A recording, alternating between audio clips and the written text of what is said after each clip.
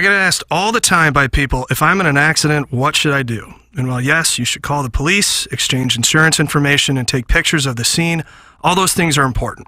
But the most important thing you need to do is hire a personal injury lawyer. This is Doug Biggs from Longo Biggs Injury Law. And if you've been hurt by someone else's negligence, don't take on the insurance company yourself. Insurance companies have teams of people and a playbook designed to keep you running in circles so they can pay you as little money as possible for your accident claim. If you don't have a lawyer, they know you can't bring your claim to court, and they will never give you full value. We recently took an offer from an insurance company without a lawyer on the case from $12,000 to $200,000. You can't get that kind of result without an attorney on your case. Even if you don't hire us, you need to hire a personal injury attorney. Check us out online at longobigs.com. Biggie's Restaurant and Bar has been a staple of the community for over 30 years and is serving your favorites like the steak sandwich, waffle fries, and so much more. It's not just the food that's rocking. With a full bar and patio, Biggie's is the perfect spot for lunch, dinner, and a little laughter. Biggie's original hours are back. Open 11 a.m. till midnight, Wednesday, Thursday, and Sunday. And 11 a.m. till 1 a.m. on Friday and Saturday. Check out the full menu at biggiesrestaurant.com and stop in today.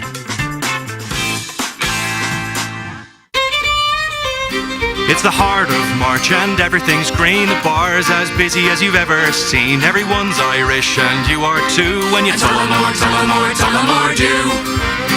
When the dry cleaners lost your only green shirt and getting pinched by your friends is starting to hurt. At this point there's nothing else you can do except Tullamore do. It's St. Patrick's Day, so what do? You Tullamore do. Hey! Tullamore Dew Irish Whiskey, imported by William Grant & Sons, Inc. When we think of a real estate agent, we think of somebody simply selling our home or finding us a new one. I mean, they're all the same, right? Okay, here's the comps. We'll take some pics, we'll post them, and I'll get back to you, okay? A home is life-changing, and your real estate agent should reflect that. Honesty, integrity, and someone who will go above and beyond to make your dreams come true. The Jeff Lotman Group with Compass Realty. We're different because you're different. We want what you want. Experience the difference today at jefflotman.com, bringing people and properties together. Live from the Michelob Ultra Studios, KPN-TFM HD2, Collinsville, St. Louis. This is TMA All Day. Rise and shine, St. Louis. It's the Brown and Crouppen Morning After on KPN-TFM HD2, Collinsville, St. Louis. At the Morning After STL on YouTube and on TMASTL.com with Tim McKernan, Doug Vaughn, Iggy Strode, The Plowboy, and Action Jackson. 7:07 in St. Louis. You're listening to TMA, presented to you by Brown and Crouppen. Welcome to the Munganess, St. Louis Acura, Munganess Burkhardt, Alton Toyota, 7 o'clock hour. Timothy Michael McKernan, Douglas Elvin Vaughn, Kenneth Iggy Strode, the Plowhawk, and Action Jackson with you. And we welcome you to call into Collier and Thompson phone line 636-9004 TMA. To text into the Jeff Lotman Compass Realty text inbox 314-881-TMA5 and to email in for our Design, Air, Heating, and Cooling email of the day. And Doug, on Friday at 9:58 a.m., Buck Swope said, no more Blueberry Pop Pop, and the streak came to an end. Blueberry Pop Pop will not win every Design, Air, Heating, and Cooling email of the day and the Bunt the Barge. I bet Buck had himself quite a little weekend. Yeah. Peacocking around the bars and the tavern scene. Saloons all over South City. He probably thought he was going to go on that incarnate word streak, but, I mean, no, good thing can't last forever. Yeah. No. Not with Buck Swope lurking. No, and he took down Blueberry Pop Pop. So the streak comes to an end. Can a new streak start today? We'll find out. Coming up at about 9:45. Friends of the Feather, get involved in the YouTube chat as well, because Carl Pelker is there, and he says, yawn, I could sure use another hour of sleep today. Morning, Dougie. Doug, that's Carl Pelker. Oh, okay, Carl. I could have, too. My alarm didn't go off, and I woke up. It was like 6:25. I said, oh, God. So you missed the show prep meeting. Yeah, I didn't get here on time for the start of the show. Oh, is that right? Well, we just started, and you were here. Whew, I guess I did. Kay from Southtown says, daylight savings is my personal welcoming of the golf season. Let's go. That's Kay from Southtown. Okay. Well, the weather's going to cooperate with that. I think I'm going to go Friday. Friday's the worst day of the week in the forecast, Plowhawk. I think that's the best because, you know, people filter in at the very beginning of the season and the courses are packed. So you kind of go on that lesser weather day. Still good enough to play, you know, and most people go, well, if I don't play today, I can play tomorrow or the next day. So if you have those days where they're jammed in between really nice days, I picked the lesser of the four. I'm going to go today, right after the show. No, where are you ball striking? Peavely Farms. That's your track. You remember there, bro? No, I've got a connection, though. Are you going to have like a commemorative bench there one day? The Doug Vaughn bench? I doubt it. I would really, really enjoy fashioning a course record the first day of the year. I'd like to shoot about a 62 today. My number's skyrocketing. Yeah. I have 2 85s on my card. Oh, I would love Jackson, what's it going to be like when you give me a pop? It'll be not great for my Venmo account, I can tell you that much. Yeah, well, my Venmo account is bleeding. Players are taking advantage of me, Doug, and they're taking advantage of both of my holes. Oh. Let's you see. mean after the round? Mm-hmm. During the round? Ooh. Okay. Let's say you went to Brown and were dying for some attention. Which Speedo pic would you post? That's how the text inbox starts. What does that even mean? Iggy posted that pic of him in the red Speedo again over the weekend. Did you really? Yeah, it popped up on my memories, and I said, I took Your memories from 2 weeks ago when you posted it then also. Yeah, it was probably my fishing or my cooking show. I just said, and people still wonder how I got to 500. Okay, but it was the second time you posted that picture within a month. Well, I'm glad you're paying attention. I can't help it. It keeps coming up at the top. I don't know what I post. Oh, what do you mean you don't know what you post? He has an assistant handling it. I didn't remember I posted that 2 weeks ago. I don't know why I would have. Pirates with the sex scene with Janine and Jesse is maybe one of the best lesbian scenes of all time. That's a nice take. Yeah, I mean, I posted it. If people don't like it, just scroll right on by. No, Beer Cat, scroll right on by. Yeah, I'm sure you got a boner over He's it. the anti-scroll right on by guy. He has to have an opinion. Well, it's just kind of an uncomfortable thing to see. Don't look at it then. If it you can't help, but you can't help. You go, oh my God, that's Iggy. If it turns you on, I can't help that. It doesn't. It has the opposite effect. Will you be posting it again next week? How many times a week do you post you drinking a smoothie somewhere? That's about once a month. No, once a month. You get paid for that, I'm sure, though. So. Well, maybe. A lady and her husband come up and asked me to join them in the pool. Are you really getting paid for that? Good for you. No. No, just a smoothie. Yeah, once a week you post a smoothie.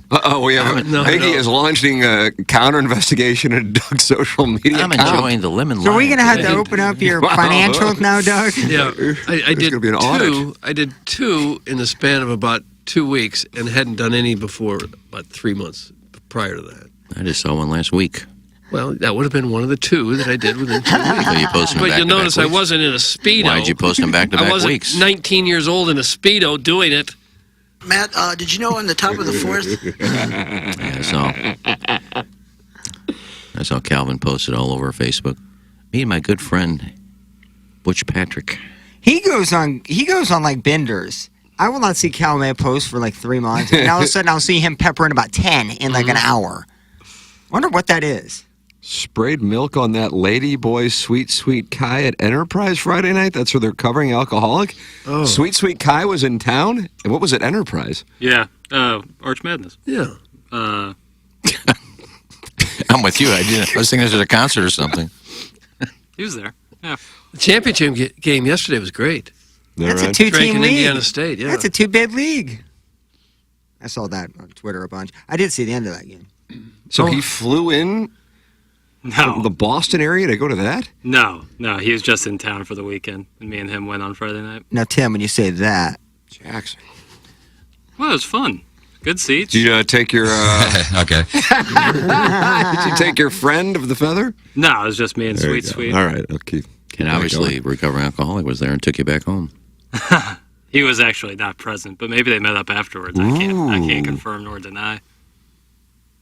I saw him there when I went Thursday. Thursday or Friday. he texted me yesterday asking if I wanted to go, but he gave me about a 5-minute window. I looked at my phone. I was at Aldi. He goes, "Oh, I found somebody," and I couldn't have gone anyways. I love the guy. Yeah. So I appreciate the offer. He had good tickets though.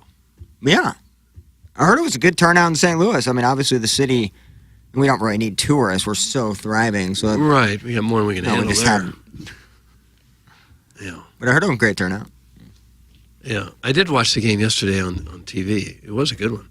Drake led by like 19. Indiana State stormed back and took the lead, and Drake came back and won it right at the end. God almighty. Is there a chance? You don't like college basketball? I couldn't sit there and watch a Drake in Indiana State. No, but you could watch porn all night. Well, that's a Clip of the Year award. I didn't watch any porn yesterday. I'm on a call. No, I didn't. Doesn't matter. I'm calling. I watched golf. The Lord's Day. I can probably see him taking a day off for sure. What about Friday? What about it? I don't think so. Wow. So Saturday was a big day? I'm not sure I watched it Saturday. Viva la Strode! Yeah, I think, I checked Saturday. I didn't really watch any porn. I Check for the new vids. tried to find some girls that I saw on Facebook and Instagram to see if Facebook members who are also porn stars? Not Facebook, Instagram. Man, that'd be kind of a fun. My Emmy Morrow account. People just post pictures of girls, and a lot of times they'll give the name. A lot of times they won't. If they give a name, I'll check, see if they got anything floating out there. It's a nice hobby to have. For the most part, they do. There's Some people collect stamps. leaks all over. I saw something the other day. It said the number one hobby that Americans have now is scrolling social media. It's taken over as the You number can't one consider hobby. that a hobby, though. But there was some argument whether that was a hobby or not. But for all the hours that people do engaged in that, and it is just kind of a fun thing to do for some people, I guess it is considered a hobby now. Wherever I go, whether it's a store or my complex, whatever, people just cannot get off their phones. In the car or at a stoplight, on the phone, walking on the phone, in the store, on the phone. Just Where else? It's like it's stuck to their face. Yeah. That game was phenomenal. They're two of the best mid-majors in the country, and the trees, a guy named Kareem Abdul-Jabbar. Get bent, Strode. This hijacking gets a 3 out of 10. That's from Colts and Sycamores beat writer Brian Henshin. Was he here covering the Indiana State? Doug, was Henshin here? Did you see him? I didn't see Henshin. He was on another beat. I was interested in seeing if not Kareem, but Kareem Abdul-Jabbar was pretty good. He had a rough day. He didn't play that well, really. So basically, he spent the weekend looking for leaked photos. Creep. Beer Cats, Milagro Tequila Listener of the Month, January 2023. No, I spent the weekend cleaning the house, watching golf, did some grocery shopping, some laundry. What did you do?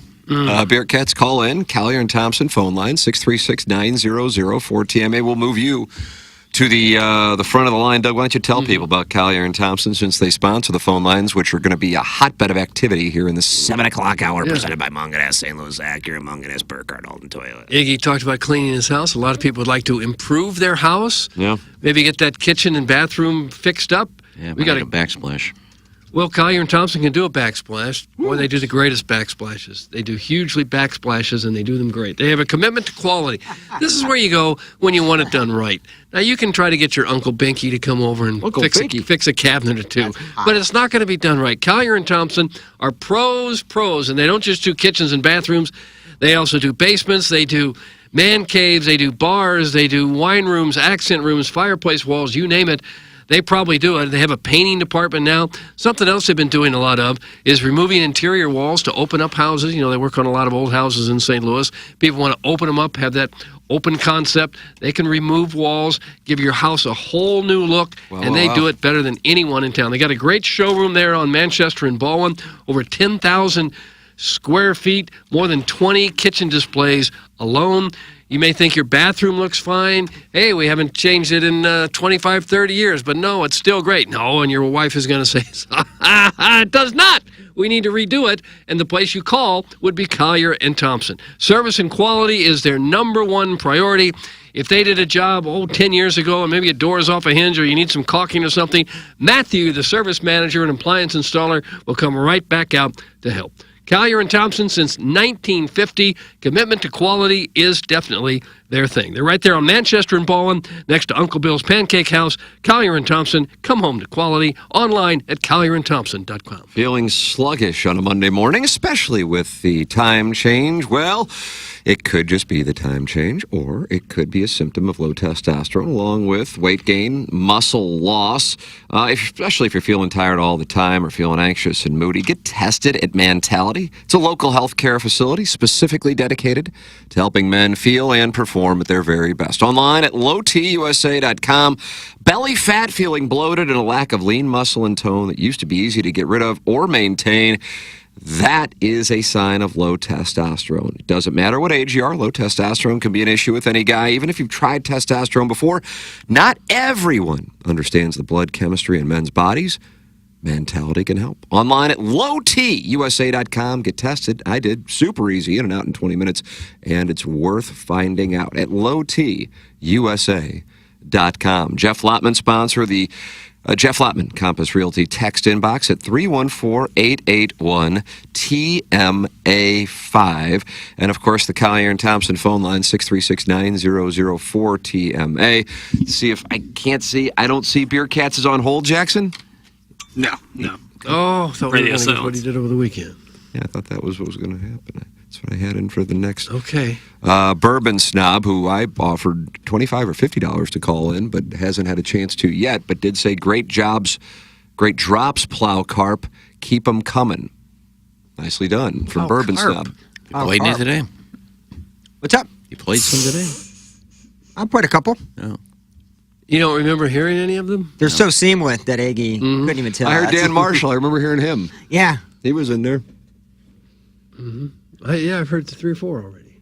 Doug, what is? What's the lead? I mean, what's the lead? Oh, Like, what's really deep down? You're putting this thing together, and you're going inverted pyramid style. What's the lead? well, I always thought that if you're not sure what the lead is, it's probably the Cardinals. There it is. Yeah. It's Doug Vaughn's first commandment. How about Paul Goldschmidt on being a free agent next season? We got the sound. Here it is. Oh, I'd love to hear it. I think as a player, you just got to focus on trying to play well and prepare for this season, and so that's where it's at. Last year the results were not what we wanted. That was very obvious. So I think for me, is this entire offseason was just trying to get better and help the guys around me, and same with this spring training. And if we can go have a good year, things will take care of themselves. But whatever happens in the future is going to happen. But what we can control is right now in the present, and just trying to play well and try to help this team win and bring another championship back here to St. Louis. Okay, not a lot there. Milk toast. Yeah. Not a lot there. Not a lot on the free agency aspect. Here, of hit it. the high notes. Cardinal Yeah. Red, World Series, gonna get better, gonna play this season out. I don't think we would have expected him to say, Yeah. I'm not really worried about this season. I'm just thinking about free Right. agency. Yeah. where I Can't can wait for cash Paul in one more Goldschmidt, time. and that actually might be the way he actually does think. He's one of the rare guys who might actually fall into the category of thinking that way. Yeah. But when I saw that thing, and I read it on Friday with the Athletics projection for his extension of 4 years, I was like, ooh. Yeah, that won't happen here. God's name. God, if they announce that. But what happened this year? I don't expect it to. Let's say they win 90 games. Goldie has a top 10 MVP style season. Still against it. Period. I'm Doug, against watch this. it. Hold on, watch this. Full stop. Oh, my goodness. I Mic like drop. the full stop, and I'm with you on that. I'm talking about management and how they would go into that off season. Now, I don't know what happened to the playoffs. They're not going to win the World Series regardless, but let's say they make the playoffs and then they get bounced. I mean, is that worth 4 more years? When you see something like that, 4 years, $100 million for a guy that's going to be in his 40s, early 40s, it almost makes you want them to lose and finish Oh, under my word! and finish Had that under one ready. 500, so they trade him. What if he continues to play well? But if you got a team that's losing again, you're under 500 at the All-Star break, you're 12 out, you get to the trade deadline. Look, do we want him for 4 more years at $100 million? We need 3 more pitchers next year. Trade him. Beercat says he's trying to call him, but he says, of course, Jackson didn't do his job. Oh, Jackson's Jackson. well known for not doing his job. Berkey.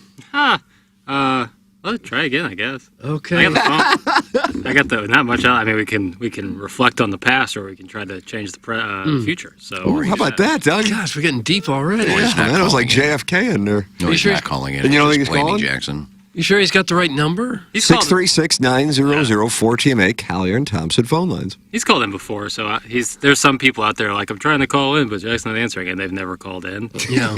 Beer Cats is not one of those people. So I'll give him the benefit of the doubt. Try again there, Mr. B. I like that, Mr. B. Mr. B. Mr. Beer Cats. Mr. Beer Cats. Well, the Cardinals do fall in love with their players probably more than any other organization, hence the re-signing of Matt Carpenter and Lance Lynn. So there is a possibility that they do sign Goldschmidt long-term after this year. I don't think it'd be a smart thing to do. Certainly not at those prices.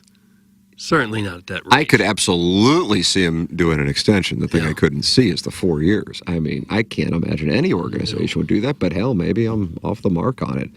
Hell, you know what? I don't know, Doug. I don't know. No. They probably missed the point where they could have traded him and gotten something of value. There's no value now because it's a rental, not a year and a half opportunity is what you would have last trade deadline. Yeah, there could be a contender that loses their first baseman late, and Goldschmidt's having a good year, and maybe you trade him late and try to get something. I mean, maybe the market does change now with the DH rule. Like, maybe he can't play first every day, but if his bat is still there, the DH for every team is obviously enticing. Mm-hmm. He still have some sort of production, I guess you would say. Yeah. But I still wouldn't touch that. I would have traded him not last offseason, but last trade deadline. Well, Bearcats is on the Collier and Thompson phone lines. We can find out what he did over the weekend. Yeah. Hot wife Autumn, I would guess. Hello, Mr. P. No, I thought he was off that. Oh, yeah. Hey, good morning, boys. How are you? We're fine. Wonderful, You? wonderful. Yes, yes. Oh, doing great, I heard Iggy ask what I did this weekend, so I thought I'd call in and just... Oh, nice, Doug. Everybody's going to call in and tell us what they did. We'd love to hear it. Yeah, it was not too terribly exciting. Unlike Iggy, I did enjoy the MVC tournament this weekend, so Good. I went Thursday night, I went Friday, and I went yesterday. Nice. Nice. Yeah, It's fun a buddy to of go. mine's son plays for SIU Carbondale, so we went to watch him and cheer him on. Of course, they did not come up successful, so they were bounced. Went back on Friday. Then yesterday, the recovering alcoholic from Belleville and Webster Groves was kind enough to shoot me a couple all-inclusive seats to the Bull Up Bear Club. Yeah, that's nice up there, isn't it? Really nice. Good food, free drinks. Had some vodka, had some beer. Yeah, a lot of leg room. A lot of leg room. Yeah, Mhm. that's looks nice up there. Yeah, it really is. Yeah. It's nice up He there. took care of me on Thursday. I was so busy, though, I didn't have time to post any pictures of myself in a Speedo. Oh. I'll work on that this week. You guys will love to see that. Mm-hmm. Could you do that sometime, maybe today? Maybe this morning when we can look at When it I've and got discuss time it? for lunch today, I'll run to the bathroom and put my Speedo on and take a picture for you and post it and say, no one believes why I've only had 500. Man, he's taking a hella shot. You don't enjoy those I posts? know a lot about attention whoring, and it's great. Oh, This is loaded for bear early on. Oh, Iggy, you have nothing to say in your defense? What do you want me to say? I don't know. I thought you'd address He's it. entitled to his opinions. Oh. I like that. That's something I don't need to do is attention whore myself out. I think people know who I am. I don't need to, hey, look at me. Absolutely. So what's with you guys? I like this kind of a Stephen Wildwood type of call here, Doug. We're just kind of talking it over. Any good food stuffs? I had a delicious dinner on Friday night, Doug. Went to Louis. Oh, yeah. That place is the bee's knees. Where is that? Des Moines. Okay. That's a choice. Me and Drake Jackson, is that who goes there? That's right. Yeah. You and Drake were there. No, Drake was not there. But I understand he was in the previous week. Oh. Like back-to-back nights. Jackson, when did he have his concert in St. Louis? That would have been like late About a month February. ago. It was a Monday and Tuesday night. Okay, so then theoretically it could have been when he was in St. I didn't know if he came back to St. Louis or maybe he's got like a... He was in KC like 2 weeks ago, a week ago. So maybe, I don't know. Okay. Well, last year he was there all 3 nights he was here. Is that right, really? He wasn't here last year. 2 years ago. Whenever he was here, he went to Louis every night, took pictures with him, with the staff and everybody. He did that. Is that right, really? You see that on social media somewhere? Yeah. God bless. That Little Beer Cats went out to Oklahoma this weekend, the University of Oklahoma, and did not know this, but in Oklahoma, strip clubs and casinos are 18 and over. Oh, so he got in. They had a big time, I think. They had a good 4 days. Huh? That's where he's going to go, Oklahoma? No, he got a buddy out there from high school that's getting ready to finish up. They went to visit him one last time before he wraps up his college days, so could check that out. So the Snapchat stories were pretty entertaining. Isn't that a dry state? Darn. Well, apparently not. I could have sworn. I do think, Iggy, I think you're right. I think they sell like the reduced alcohol beer. Right? One time they did, like a Bud Light here is 4%, and out there it's like 3.1. I don't know if that's still the case now, but it was at one time. I could have swore when I was in Oklahoma that you had to like buy a pass to get into a bar to have a drink. It was a dry state. I don't know. I don't know. Never been lucky enough to have a beer in Oklahoma. I don't know that I have either. My brother lived there a long time, but I don't know that I ever went out drinking. I don't think I did. I saw Stevie Nicks there. Of course. No, hijacking. God, you were talking about Oklahoma. I threw in a tidbit for Oklahoma. All right, guys. Have a great day. All right. Doug, there's Nice Beer to hear Cats, what he did over the Milagro weekend. Tequila, Listener of the Month, January 2023. It was voted for in the Papal Conclave in Jamaica. And there is a chance we're going to get a Beer Cats picture in a Speedo. Oh. Because he said he might do that at work. Send it in. You think any of our other listeners will produce a Speedo pic today? Yeah, like some of our female listeners. Yeah. Well, there aren't any of those. I'm sure Adam will. Oh, okay. That might be a nice little thing to see. How many people will have the nerve to post a Speedo pic? Well, when you look like that, why not? When you look like what? Like what I look like? Okay. You were pretty happy with yourself, were you? No, you saw it. Yeah, but I said you were pretty happy with yourself. I wasn't even thinking about it. I just posted it. No. Came up on my memories. I said, yeah, I'll have some fun with this. And Your memories from 2 weeks earlier. Jackson, are you back? I know Jackson's pulling some audio, so he might not be there. I don't want to put him on the spot. And in van, 2, 1. All right. Jackson, your favorite texter is Eric in the Central West End, and he says, Doug, respectfully, Louis is so overrated in caps. Oh. God, people obsess over that place like it's, do you pronounce it Dorsia, Doug? Dorsia? I don't know what that is either. I don't know. It's basically a nice Culpeppers. That's Eric in the Central West End. Yeah, I don't eat at these swanky places like you guys. that's the opposite of humble bragging. People say, oh, I went to Louis, it's so great. And then, because a lot of people like Louis, so they say it's great. Oh, the food is great. And there's always that one guy, overrated. Well, that's what Jackson would call engagement farming. That's not what Eric in the Central West End. He just texted, but Jackson says engagement farming is quote tweeting something and then giving a contrarian take. I believe that's what engagement farming is. I'm trying a pro to learn at that. it. Oh, is that right? You're an engagement farmer? I farm, yeah. I mean, it's not like I have a huge, only a couple acres. I'm just chickens, couple cows. You got a degree in agriculture. Yeah. That Doug. Well, what restaurant wouldn't be overrated? Is it with those types of people? What's an with that underrated restaurant? Underrated so this or would be the overrated? contrary. A lot of people don't like, Charcoal House. Charcoal House? Got a text from Todd Callahan, said he was there over the weekend. He said, George, the owner, had great things to say about your dad, and the food was great. But a lot of people don't really talk about Charcoal House.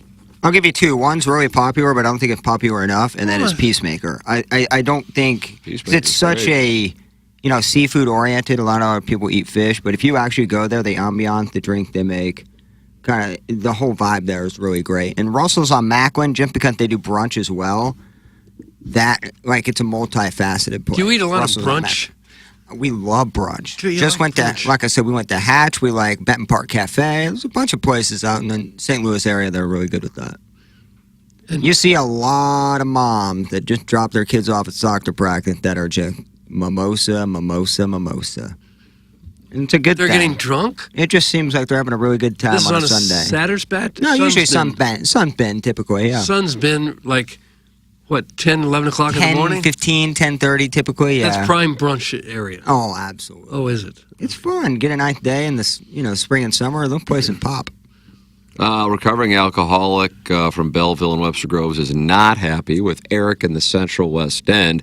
Wrong, wrong, wrong. Louis is Mount Rushmore. Absolutely incredible. It's a recovering alcoholic from Belleville and Webster Groves. Not just an upscale Culpeppers. My parents were there on Friday. Really? At Louis? Yeah. They see Drake? I was there. This is small world here. Worlds are colliding. Yeah, they loved it. They think it's outstanding. Are they intimidated by Tim? Afraid to go say hi? Yeah, I wonder about that. Might have been there at different times. I don't know. What time were they there? I honestly do not know. I just know that they were talking about that they were at Louis on. Tim, do you have velvet ropes put up around your table? I do. I actually do. Wouldn't that be I've earned that. Once you're on HD2, you're kind of at a different level. I think so. Thank you. Wouldn't it be funny if they put like those nylon ropes that they have like at movie theaters and Tim goes, no.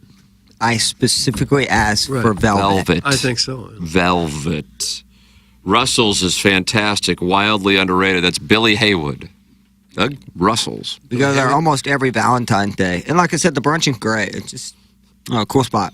Not huge, but the back area, if it's nice out, is a nice little addition. This is. Mm-hmm. Okay. Big cinnamon roll, Doug. Oh, Huge, wow. Oh, all right. Ooh, that's tempting. Oversized cinnamon roll. Oh, my gosh. So for our list of underrated restaurants, we're at Russell's. Jackson, have you dined at Russell's? That's the one on Macklin, right? Correct. Right by Clementine's, right by Max. Yeah, I don't think I've ever dined there, but I've heard nothing but great things. I would also, take- my parents were there Saturday, Tim, not on Friday. I misspoke. Jackson is a great date.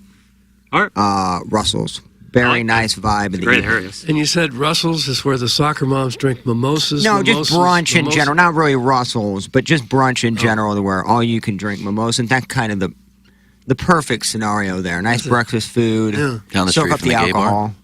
No, that is Soulard. This is like more... That's South City. Yeah. There's another Clementine's? What's up? There's a Clementine's that isn't a gay bar? Yeah, it's an Clementine's is ice cream an place. restaurant. I didn't know that were... Is there one? It's a... I think Clementine's is a gay bar. It's also a prominent ice cream shop. That's There's correct. Multiple locations around town. Eric in the Central West End, Doug, he is back and he is adamant on this Louis take. Okay. Jackson, I hope your parents apologize. I've been to Louis multiple times and it's so average. Then why would you keep going back? Yeah, multiple times Don't to an average know. place. Doug, Tony's is not overrated. I'd agree with Iggy. Charcoal House is underrated. Peacemaker is in line with Louis being so overhyped. Hey. However, the sister restaurant, Cindy Street, is underrated. Sydney Street Cafe, I've been there. It's a great spot. It is good, yeah. Yeah, it's a By great the brewery. Yeah. I don't think Tony's is overrated. It's overpriced. You say Peacemaker is overrated or Tony's? I didn't see the text. He said Tony's was not overrated. Yeah, it's not overrated. It's overpriced. Sydney Street Cafe don't play. I agree with that portion of it because that don't play. That's a really don't good place. play. Yeah. And Tony's is now out in Westport, is that right? Oh, I didn't know it moved. They moved. Louis yeah. has a 4.8 rating with 560 reviews. It's hard to be overrated or average with that sort of response. Do you ever For me. review a restaurant when you leave? We love leaving good reviews, especially for small time places, maybe just up and running. Yeah. I think they're huge. For me, that's all we really look at, menu and ratings, because that's a good gauge on if we would enjoy it. So we always leave them. Eric in the Central West is back with his takes. And Dorsia, is it Dorsia, Jackson? Dorsia. There you go. And Dorsia was an homage to American Psycho. I thought Jackson would pick up the cinema reference. Eric, Central West End. I was Jackson, out text. of the studio probably when that text was read. Yeah. Have you gone there? To Louis? Yeah. No, sir. But on a special night with your love interest. Yeah, that would be great. I'd love to go. There you go. He's love that. going. I love it. But what about the fact that Eric in the Central West End doesn't think it's good? I'll try for myself. I mean, there's probably a bunch of restaurants that people like that are hyped up or very well respected that some people just don't find to be their cup of tea, and that's cool. Tell Eric to put some more ketchup on his well-done steak. I'm going back to banging that otter in New Hampshire that's the recovering alcoholic from Belleville in Webster Groves. I like to be the TMA food reviewer and go around and taste test and be that guy that everybody's scared of when they walk in and go, wow, he's Get here. special treatment. Get him the table, get him the table. Who did that in St. Louis? Joe Pollock do that for years? Do we have one in St. Louis? What? I'm sure we do. Frank Cusimano Food has a critics? segment. Ian Frobe used does. to on Channel 5. Ian Frobe runs it right now for the Post-Dispatch. Oh, really? Yeah, he does the 100 restaurant list every year. Gotcha. Man, that would take a lot of time. 100 restaurants. It's a lot of work. A lot of free food. Nope. Yeah. No, I don't. Do they? No. No, Restaurant okay. cannot give Oh, out that's free a food. conflict Well, of interest. he's not paying for it. Right, but that's his work. Obviously, Well, the Post is going to pay for it. That's when I said free food for him.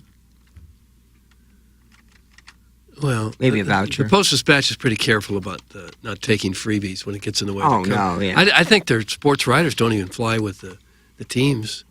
I think they might be able to get a spot, but I think they almost always fly commercial, which makes some of that travel really difficult.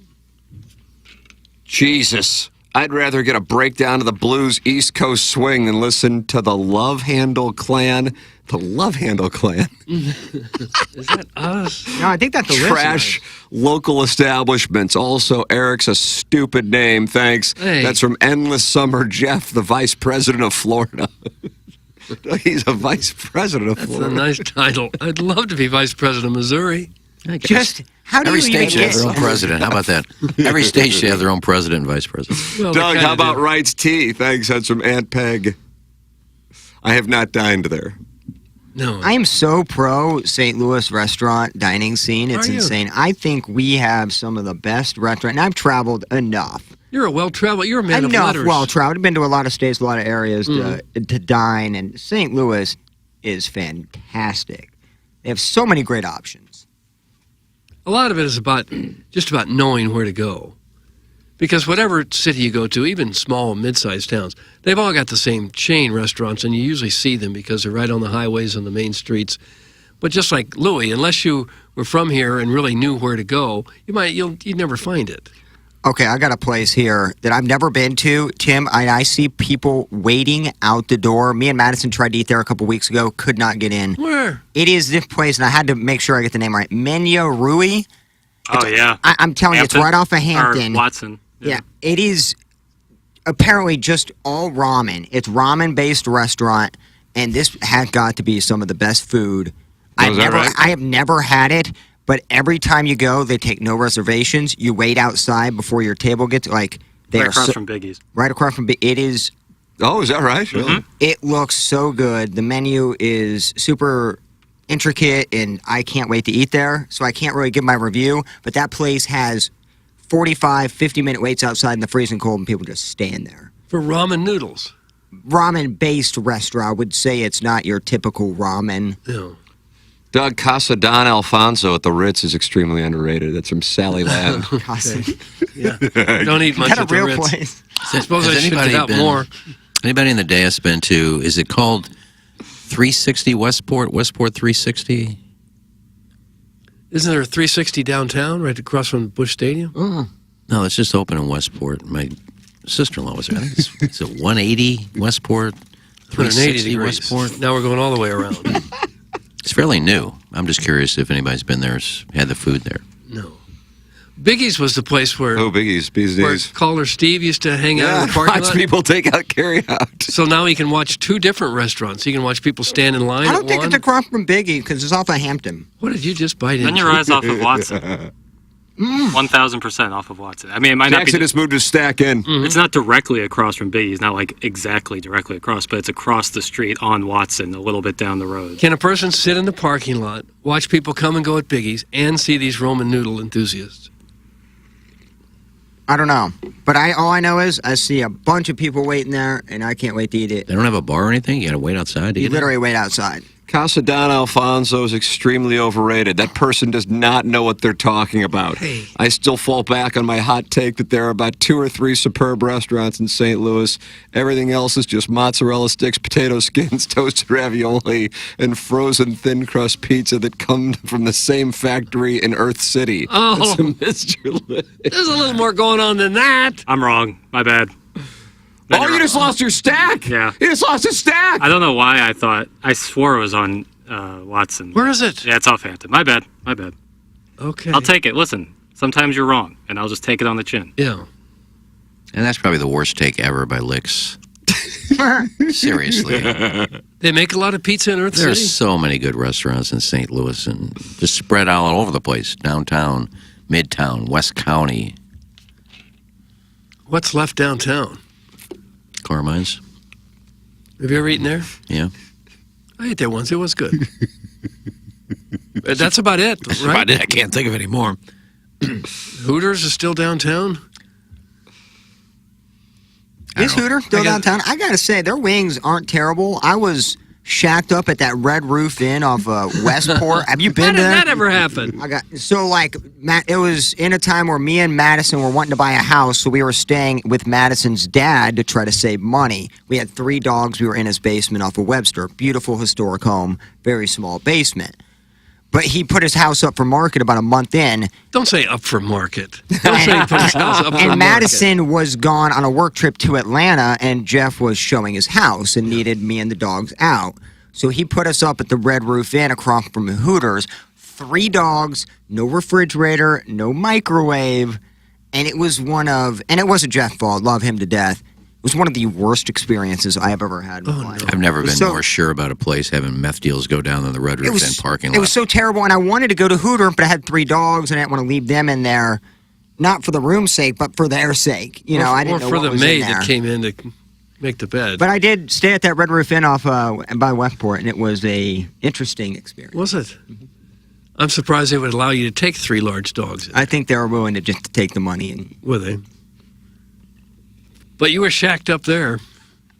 You sell the house? Oh, yeah. Yeah. Put it up. What do you say? Put it up on the market? Put it up market? Put it on market? Don't say put it on market. I like that a lot. Munganast, the sponsor of the 7 o'clock hour and the Daily Fantasy Sports Showdown, stlouisacura.com, altontoyota.com. They want you to call or text a secret number for the listeners, 314-252-0029, 314-252-0029. It's Munganast, St. Louis Acura, and Munganast Burkhardt, Alton Toyota. Online at stlouisacura.com and altontoyota.com. Jackson, who won the Munganast Daily Fantasy Sports Showdown? Bum, bum, bum. Carnegie Strode. A dog! Takes another week. It's shocking considering I had somebody miss the cut. Yeah, but you had old Scheffler. Well, I think I mentioned on the show Wednesday that he was going to win. Yeah, sure did. Doug, you just follow this guy blindly. You'll have... You'd win about half the time. Yeah, unfortunately, we're in the red on the week. No. Oh, no. No. The children. This one's for the children. I don't know how close I came on my game. I missed cashing by 11 points, and I had Morikawa, who started off with a nice 2-under par on Thursday. And then he got to the practice range on Saturday or on Friday, and I heard him talking to his caddy. He said, let's see, I can go out and shoot a 3 or 4 under today, be right around the top. But I think Iggy has me on his DraftKings team, so I'm going to shoot an 80. Idiot. 80. Yes. I missed the cut by 2. Can I address little Tommy Tribbins? I'm from Sure you can. I'm from You got to read the text. The audience doesn't know what he sent in. Okay, welcome to the 7 o'clock hour. God, it's a long one. I shouldn't have brought this one up. We're our resident food critic hailing from Canton, Ohio. Pontificates about local eatery establishments. Our critic had to cut his teeth by spending the last 2 decades eating chocolate long johns, crumb cakes, and fruit by the foot. Funny, but I'm from Illinois. Canton, Illinois. There's about 8 cantons. If you're going to bash, and I'm fine with it, just get the state right. Right. You're halfway there. He sent 3 different texts, all with Canton, Ohio in it, and I just wanted him to make sure that if he's going to send an email, you're not going to win with Ohio. I think he was just trying to get your goat. I said the text was funny. I just want to make sure, does he really think I'm from Canton, Ohio? Yeah. Mr. Lick says we have to have more fried food per capita than any other city in America. That's all I'm saying. That's from Mr. Licks. Now, caller Ellen says, does Mr. Licks have a child custody arrangement that prevents him from moving out of St. Louis? For someone with all of his resources, I can't understand why he would stay here since he hates it so much. That's from caller Ellen. And now, either one can call in, Doug, Collier and Thompson phone lines, and maybe they can just have a discussion about the whole thing. Daddy's credit card probably only works in some areas of St. Louis. Can't take it across state lines. I think St. Louis has a pretty good restaurant scene for... I do too, yeah. For the situation. And you can find fried food, of course. I can't believe that we're higher per capita fried food eaters than the deep south somewhere. But you certainly can find fried food. I don't ever look for it, but it's out there. What the hell is 360? Maybe 180. We went out for a nice little dinner last night and posted photos to social just for fun. Us, the Orthwines, and Butch Patrick, better known as Eddie Monster. We met up with my good friends Turner Ward and Jamie Pogue. They always loved my questions. Great food at the Hazelwood Tippins. Underrated. Thanks. That's Gus and Tilly Grundlehort. No free ads, but be sure to check out our Cameo, Gus and Tilly at cameo.com. Not a live read, but check it out. I'm getting so desperate for money and attention that I'm having 24-hour conversations with the bots I play my cartoon golf game against and reposting photos of me from 45 years ago when I bust tables in Somalia. Anyways, we're here for you. Let us know if you need anything. That's from the Grundlehorts. You never bust tables in Somalia, did you, Iggy? No, I didn't. And it is called Westport 360. Is it? Okay. So I don't. I miss know what I was wrong Tippins, too. about. Tippins has some good pie. Oh, they had great pies. Yeah. Are they completely out of business now? I think so. So, Tippins Pies. Yeah. First time I ever had it, Neil Burton, who was the brother of Nelson Burton Jr., we were going to Reno for a bowling tournament. I was actually going to work. They were going to a bowling tournament, so we all went out together. And he stopped at a Tippins, and I'd never heard of it before. We had a cheeseburger, which is great. He said, you got to try the pie. I said, oh, this is the best pie I've ever had in my life. I'd never heard of Tippins. Then there was a Tippins in St. Louis. You could go order pies and buy them from there. Yeah, there's one right on Watson Road in Crestwood. Yeah, I used to order butterscotch. The only place that would make butterscotch pie. Oh. Mr. Licks is coming after Ellen, Doug, and we have a new war.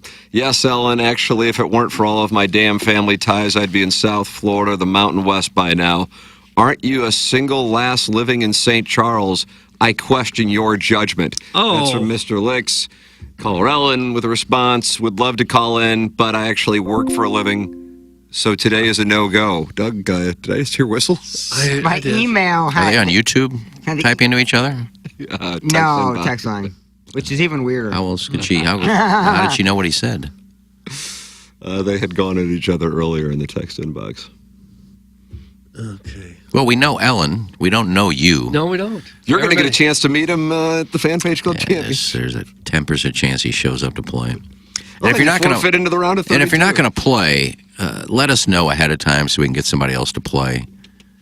Don't just day before, oh, I can't make it, because you're afraid to show yourself and your terrible golf game. Boy, you let him have it there. Are we playing the first, or we're the first tee, right? Our groups for the show? I don't know. KG No Town says he's taking care of him. God bless him. April 28th, right? Whatever the Sunday is.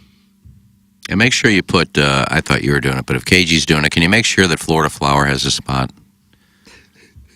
Why? Because I said I would save him a spot, because he's tried to play the last 3 years, and he's not on social media every day, and he's not on the fan page. God, who is? I don't know who else could spend as much time on there as some of these people do. But if you're not on the You're fan not page, on it. How do you know no. that's But if you're not on the fan page for like 3 days, and Tim or KG posted who wants to play, and he doesn't see it, and then it fills up by the time he gets there. So just can you please save him a spot this year? Just put KG or put Florida Flower as one of the participants. Thank you. Well, who's supposed to do that? I guess KG's doing it now. Oh. That's a tough job. Yeah, boy, it is.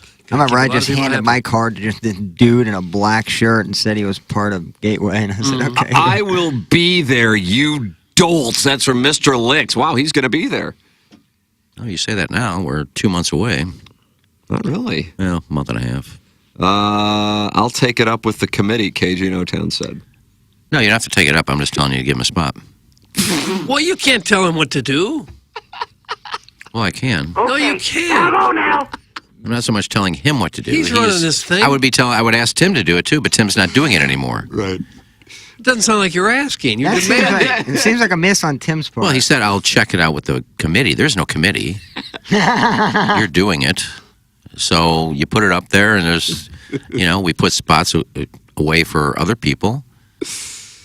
Just, I don't know how you're going to do it. If you do it like Tim did, you post on the fan page and say, okay, this is it. We're starting, let us know if you're playing again this year. If you played last year, say you're in or not. Just Put Florida Flower in there. I He's guess one of the maybe guys. KG doesn't want to put him in. I'll do what you want then. I'm just asking if you could do Okay. 10% crestfallen. Caller Ellen is like wanting to set the record straight, Doug, and has issued a statement. To set the record straight, proudly born and raised in St. Charles. Now I live in St. Louis. Yeah. Licks, I think we have found some common ground. If not for family ties and a golden handcuffs job, I would be in Florida with you, although I'm a panhandle gal because, as you said, I'm from St. Charles. Doug, that's caller Ellen, and she's finding common ground. Right. So she'd be in the Destin area, which I enjoy myself. I enjoy all parts of Florida, except some of the inner parts, which gets a little rough. Florida man gets a little rough in the interior of Florida. Jackson, we have a text name request change for 636-295. Can you change my text name to the Ghost of the Pfister Hotel? Is he back again? Usually that's a baseball season story when visiting teams visit Milwaukee. Yeah, they can have the name.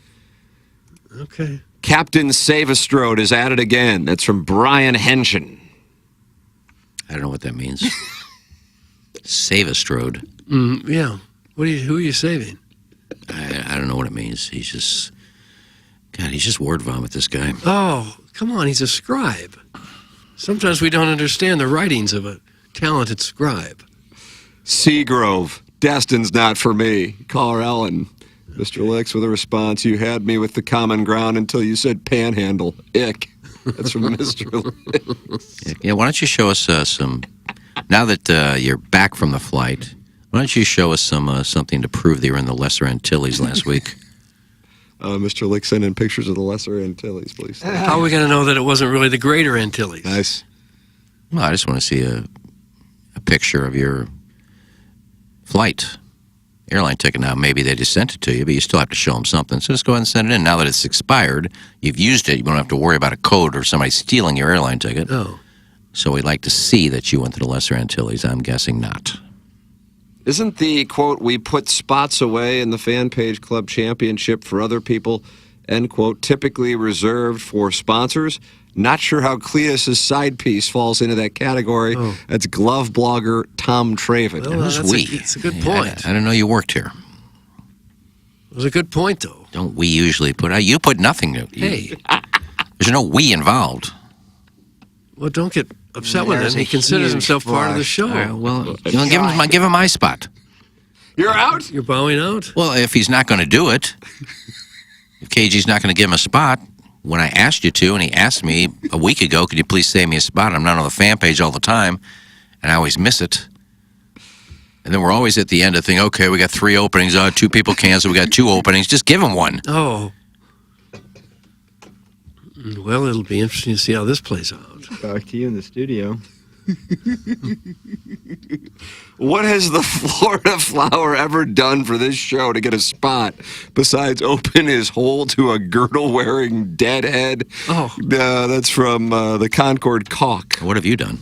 I don't remember the Concord Caulk doing anything for the show either. Concord Caulk. Caulk. Or Caulk. I believe. Caulk, as in Whatever. Caucasian. I don't remember. I think I like Iggy's name better. I don't remember you doing anything for the show either. So. Nutsack Jim is Doug. Sometimes the audience listens, but they don't like the show. No, very few seem to like it. Oh my God, who cares? That's Nutsack Jim. What are you talking about? Can you save me a spot too? Thanks, Ray King. Iggy, can you save Ray King a spot? I don't know. You're fed up at this point. I just asked if he can save a spot for Florida Flower. Yeah, well, it didn't go well. I need some warm milk and some cookies. I need some cookies and some milk. Jackson, tell me where I can place a wager on Scotty Scheffler this weekend. Well, that would be the Circus Sportsbook, Tim, the world's largest sportsbook in Las Vegas, which is now in Illinois. The Circus Sports app is sports betting the way it should be, with big app bets, high betting limits, tight money line splits, and the best customer service around. The big dance, you can smell it, Doug. It's coming right around the corner here. Selection Sunday is next week. We're 6 days away from Selection Sunday, where we'll know what the bracket looks like, and then you can start wagering on the tournament itself. Maybe you like a big underdog. Maybe you like the over, and that 8-9 matchups that are usually outstanding. Whether You're just betting on the game straight up, betting on the future. Maybe you want to just bet on some college basketball, NBA, NHL, maybe a little pro golf. You can do it all with the Circa Sports app, which is now available in Illinois. Visit circasports.com for more details and get ready to start betting like a pro. If you or someone you know may have a problem with gambling, call 1-800-GAMBLER or text ILGAMB to 833-234. Well, what a forecast we have this week. The weather's warming up. This is the time now to take care of your lawn for the summer. And that's where Green Envy comes into play. Green Envy handles my lawn, handles Doug's lawn, and we would like them to handle your lawn. Their number is 636-757-1600. That's 636-757-1600. Green Envy only uses products that are formulated for our soil here in the Midwest, specifically Missouri and Illinois. Weather conditions and turf types, no national generic, cheap, ineffective products. Got some rain over the latter portion of last week, so weeds will explode as the temperatures warm up this week. Now's the time to get ahead of it. And here, how about this deal? No charge for service calls for weed touch-up or reapplying weed control for Green Envy customers. 636-757-1600. That's 636-757-1600. It's Green Envy, open 12 hours a day, Monday through Friday, so you can call right now, and open on Saturday from 9 to 1. That is Green Envy. Think about it, if you will. Send your emails in for the Design, Air, Heating, and Cooling email today, the morning after at InsideSTL.com as these temperatures warm up. Get your air conditioning checked out now because we've got temperatures in the 70s throughout the course of this week. Design, Air, Heating, and Cooling online at DesignAirService.com, the official HVAC provider of TMA and the Tim McKernan Show podcast. It's Design, Air, Heating, and Cooling online at DesignAirService.com. Work with Seth Goldcamp, fourth generation of the Goldcamp family, owning and operating Design, Air, Heating, and Cooling. I'm a client. Doug's a client. Iggy's a client. Say, friends, why don't you become a client as well? It's Design, Air, Heating, and Cooling online at DesignAirService.com. Iggy, I could caddy for you. I can see if some of my sorority sisters want to come as well. You don't need to pay me. The exposure I'll receive will serve as consideration. That's from Ole Miss sorority sister Jenny. Her last name is Talia. Do you have a caddy? I think I do. I don't know who it is. Okay. Well, how could you have one and not know who it is? Somebody DM me, asked if they could be my caddy. I said, can you see? They said, yeah. I said, well, then you're in. Nice. There it is. Set the bar low. I don't know who he is. He's going to have to remind me. You don't seem too excited about it. I don't know him. So why are you going to accept him as your caddy? He asked me. When you got this offer here of sorority girls now want to do it. Well, that's Kevin Miller, so. Oh. Jenny Talia is not Kevin Miller. Oh, isn't it? No. Oh, okay. Mr. Lix has sent in a picture of himself. Doug, was he the lesser Antilles? I thought the greater, but it might have been the lesser. Iggy, here, this is for you. Here you go, dumbass. Check out the metadata. That's from Mr. Lix. Looks like a picture of a guy with a background of some people. Wow. That's kind of vague. Descriptive. Doug, what do you see when you see this picture? Where are you at? I see a guy at the Lesser Antilles, absolutely. You been there, so you know what it looks like? Yeah, just like that. Yeah, okay. I don't think I could point to the Lesser Antilles on a map. I mean, that could be Lauderdale. That could be Destin. Or the Lesser Antilles. That doesn't prove it's the Lesser Antilles. Oh, but it says that in the picture. Was he standing in front of a sign that says, welcome to the Lesser Antilles? No, like when you take a picture on an iPhone, it tells you where the picture is Yeah, taken. it's like location. The metadata. Verifier, yeah. Now, are you convinced? No, I mean, you can finagle that stuff. Oh, doggone it. Enter the trolls. Didn't you get off the fan page because you said you were on there too much and you live your whole life on social media? Don't think you should shame anybody. That's from Chairman Stephen Wildwood, Milagro Tequila, listener of the year 2023. No, I don't believe I said I was on there too much. I said that too much of it popped up on my newsfeed every day. Every day there's a post, and you go there and there's like 1,000 posts about nothing. And then I open up my Facebook page, and here's a fan page. All I get is fan page notifications. Damn page. I didn't say I was on there too much. I said it was just flooding my timeline with just nothing but fan page stuff. Tim, did you see what happened on the fan page last night? Oh, for heaven's sakes. It's like a nightmare sentence right there. And I was getting trashed every day, so why go in there and look at that every day? Does that answer your question? Stephen Wildwood, has your question been answered? All right, that's it. I'm done. See you guys tomorrow. Mr. Licks is gone. Okay. He does not like not being respected for going to the Lesser Antilles. Oh, we'll be sad to miss you. Is that in the Caribbean? The Lesser Antilles? I don't believe so. Yeah. Yeah. Well, the far end of the Caribbean. It's in the Caribbean Sea. Well, then by definition, it would be in the Caribbean. The far end of the Caribbean. But the Caribbean nonetheless. Well, when I consider the Caribbean, I consider the middle part of the Caribbean where almost everything's at. You get way out here to the edge of the Caribbean. It's like, well, what is this called over here? There is no name for it. I'll just call it the Caribbean. We'll put them in the Caribbean. There's a name for it because it's in the Caribbean Sea. Well, not all Caribbean islands are in the Caribbean Sea. I like where this. Where would they be? I kind of feel like this is where Atlantic we should Ocean? be going. It's in the Atlantic. Well, it is the Atlantic Ocean, but it's considered the subcategory. Just like the Gulf of Mexico is still, I guess, in a way, the Atlantic Ocean, but it's the Gulf. It's the same waters. Guys, while we're taking Best soccer city in America! while we're taking requests for spots for the Fan Page Club Championship, KG, I need 6 spots saved. That's from Mayor Don. It's like people throwing their scarves down at the seats. Hey, my buddies are on Kings Highway. They should be here in about an hour. Well, you're not part of the show, so you don't have any pull. KG is. Not Mayor Don. Oh. Yeah, he's Banty. He took my barber's name. I mean, if I said I had 6 people wanted to play, put them in there, I'd put them in there. KG in O-Town has sent a GIF in response to the Florida Flowers application, and it is Joaquin Phoenix from Gladiator giving a thumbs down. Oh, he's not So in. Florida Didn't get in. Flowers out. Right. Well, let's do this then. If you don't put them in there, then put them in my place. You're going to bow out. How's that?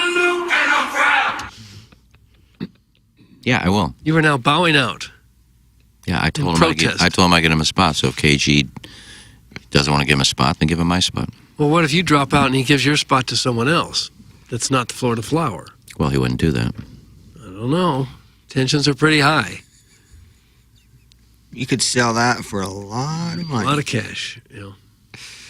Hey guys, I'm not on the fan page all the time and also may not be able to make the event, but can you go out of your way to save me a spot too? I don't do much for the show, but I do more than the Sunshine State bottom by texting in, so I deserve a place on the Strode Life Raft. That's from Brian Henshin, who is going to be covering the Sycamores in the tournament. Probably will, yeah. Mr. Licks is now out. I'm not going near the Florida Flower, so I'm giving up my spot too. I thought you left for the day. Viva la Strode! And you just go away. And you won't be playing next to the Flower, so what do you care? There'll be about 80 people or 63 people in this thing that don't like you when you're playing, so that shouldn't keep you from playing. I like to be the first tee time. I am requesting spots in the Fan Page Club Championship for Gail Vulva, Chris Birdman, and Ray King's bearded boyfriend. That's from glove blogger Tom Traven. So, Doug, a lot of the spots are filling up. It feels like it. Well, again, it makes no sense because they don't live in St. Louis. They're not on the fan page, so. They might come in. Just people try to be funny, and you just make idiots of yourselves. Oh. How about Florida Flower gets a spot if Iggy isn't late from breaks for 2 weeks? That's from Hunchback of On Castle. Would you do that? No, I'm just asking to give him a spot. That's too much. You don't. Well, it's just stupid. We'll give him a spot. It has nothing to do with me doing something to It's accept just kind asking. of a challenge is all it No, is. there's no challenge. Well, our break's now 6.5 minutes, so I should be on time for Well, not breaks. 6.5. This one is 6. 6 for sure. I would time it at 6. Yeah, set a little phone alarm. Okay. Well, hopefully we can get all that done.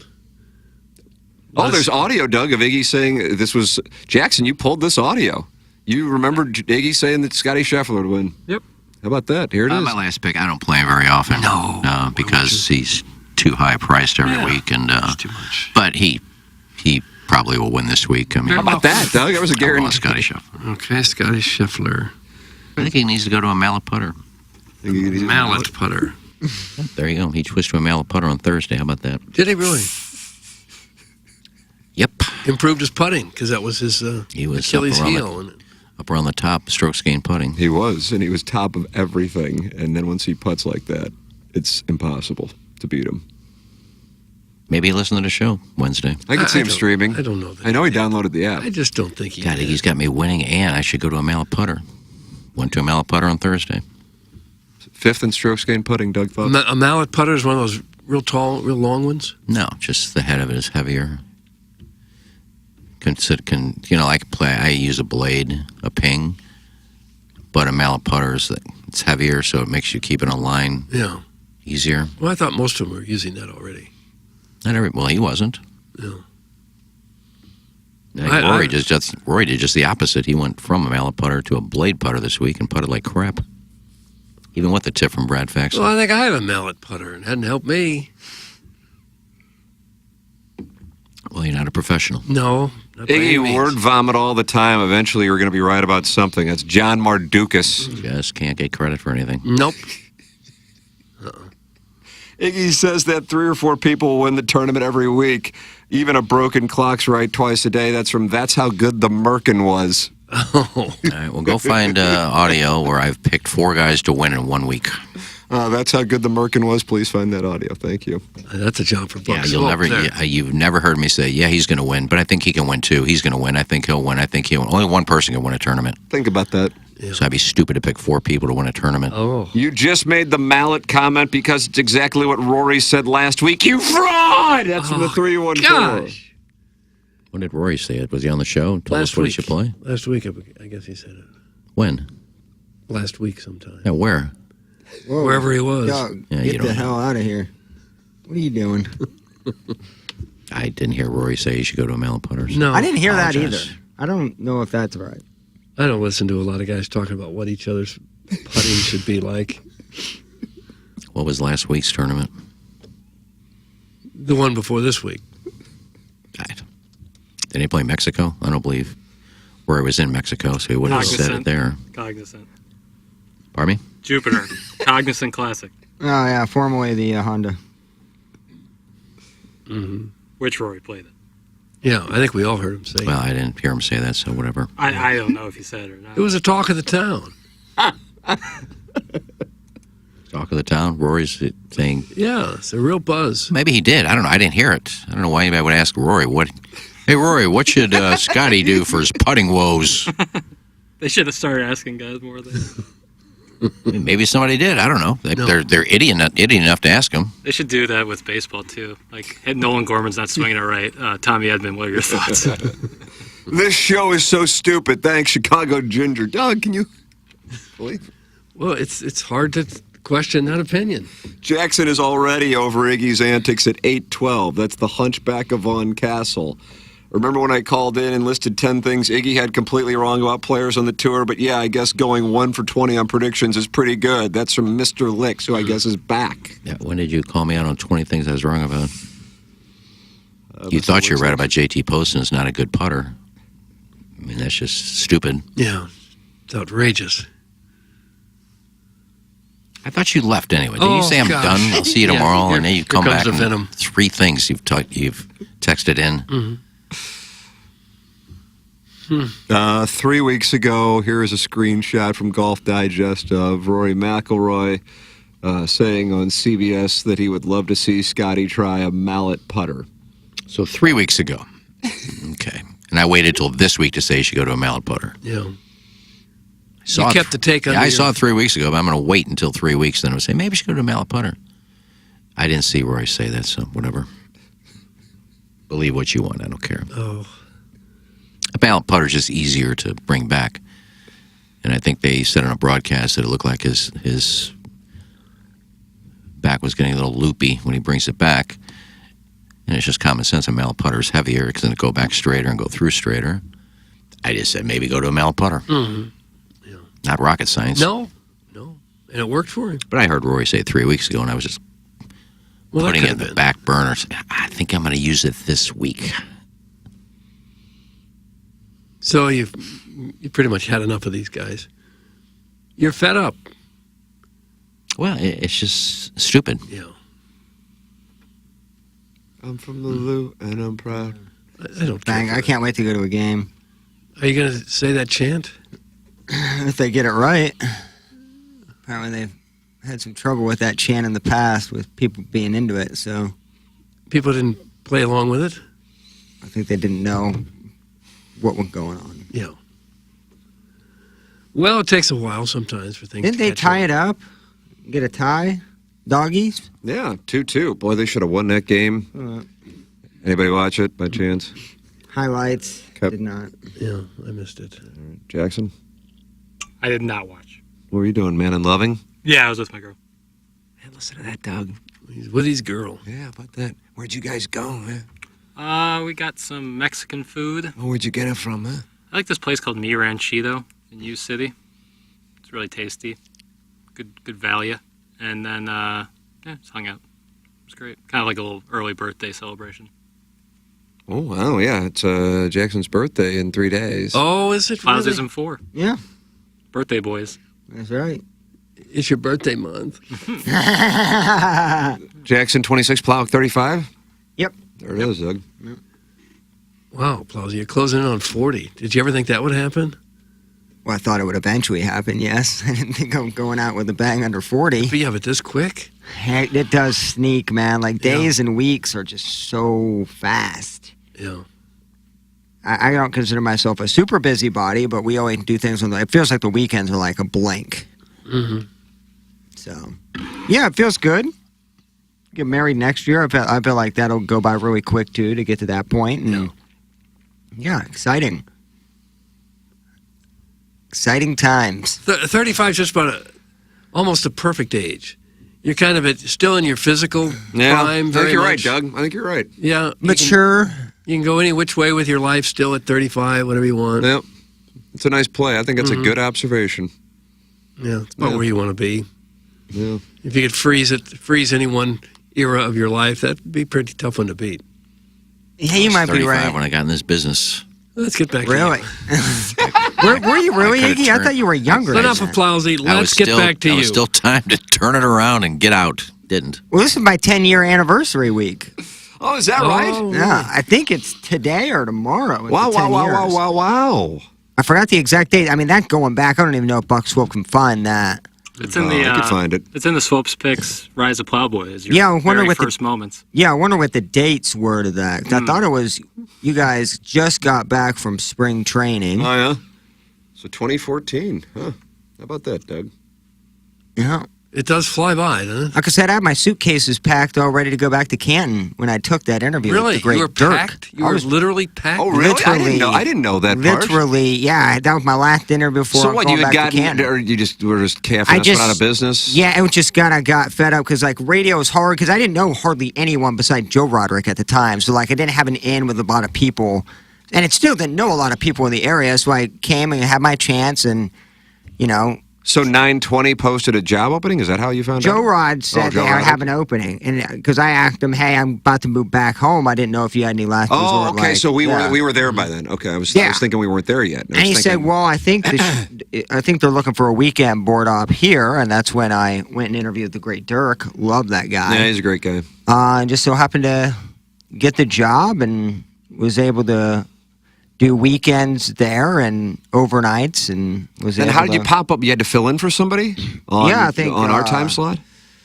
Who was it? Nani left, and then account executive Mike was some sort of school thing. I think he was off quite a bit at that tail end because he was doing account executive Mike, Doug. Remember him? school and trying to get his life in order. So yeah, that's filled in for a day, and that was it. So yeah, I was one interview away from never meeting you guys. Wow. Doug, Pretty wild. Sliding Doors. Right. Gwyneth Paltrow, 1998? 98? It's a pretty fun story to tell, like, people, just how close you are from your life completely changing. I mean, I'd be working, like, probably a factory job. No You think lie, that's like, what you right would have now. done? You'd have gone back to Canton to work in a factory. In Peoria, yeah, but probably would have, lived at home for a year. Man, dude. Think that would have been better? No, I would have never met Madison. There's a how lot about of things that? that Sliding don't happen. doors. Yeah. Guys, I missed the picnic table. Thanks. That's Oh so my sweet. So God. do we. Trust Me me. too, dude. I knew it. I felt like in 2020, I said, this is the end right here. They're never going to let us back there. We had so much fun, and I was such a wide-eyed It was the kid. greatest. And a week down there, and we do the show from there. Do you think it's possible they ever change their mind and let us back in that area? No way. No way. We could go down there. I don't know how much access we'd be able to get, but we could still do shows outside of Tommy, Broad. I guess it wasn't for this coming spring training. It was for last spring training. Contacted the Cardinals, Tommy Mattern, head of operations / programming here at Hubbard Radio St. Louis. Contacted, I believe it was Brian Bartow, who's been the Cardinal head of media relations. God, what do you think, 30 years? Yeah, at least, yeah. Who's a really good guy as well. I mean, they put up with our nonsense for years and said the picnic table just isn't going to work anymore with the... I also think in part it's probably, I was always kind of surprised that considering that we were on, I mean, granted, we were on... Maybe it's because we were kind of on non-competition, albeit not that we're competition on HD2, but... if it's KFNS or 1380 or 920, KMOX doesn't really probably count that, But when you're at Hubbard, that's a different deal, even if it's still our nonsense thing. So I bet that probably factored into it. So whatever. But I still don't know if it would have happened anyway with ever since COVID. Yeah, I thought it started with COVID, and then I think the players probably said, we really like not having to stop and do 100 interviews. Can we keep doing this? And that's probably more what it was. I think there was a small sect of players. And Carlos Martinez. And I think the other media members did enjoy seeing us. Joe Strauss was fascinated by the whole thing. I don't know. Yeah, and I think Hummel actually got a really good kick out of it, too, even though he was trenched at the time in just very polite journalism. He's a Hall of Famer. Yeah. So I think they liked kind of the nitwittery. It made their questions even better. It made them get more access. Smarter in comparison to us. Yeah. But I bet it was the players saying, it's so nice not to have to stop to do an interview on the way to the field, on the way back from the field. Then you stop and 5 other guys want to get you too. Please, can we stop that? These are guys that also are leaving the stadium at 11 a.m. Yeah, oh, yeah. Go get some work in, go fishing, go out on a boat. Yeah. We never really stopped players. Yes, we did. Every time they stopped and sat down with us, we stopped them. Well, they were set up. Either I did it or Joe Rod would go in and, hey, we're doing a show. Can you come by? He goes, yeah, I can do it a little later. So we knew they were coming by. It's not like they're walking by from the workout. Hey, Paul, come over here for a minute. Oh, I know. But the point is, some of them were too polite face-to-face to say, no, thank you, I don't want to. I'm with Doug on that. But now when no one's asking them, they're much happier. Well, nobody but... You mean us? I mean, everybody else down there's asking them for interviews. I know, and the players probably get tired of that. They get very tired. Well, keeping us out of there isn't going to stop that. Well, that's one more group that they don't have to deal with. I'm sure they did that. Okay, we'll do it. Just as long as those guys from that one show on the picnic table don't come down, we'll take care of everybody else. And there's no players complaining about us. Well, I don't know about us specifically. I know if I was a player and I wanted to run out and do something, I would feel bad telling someone, no, I don't want to talk to you.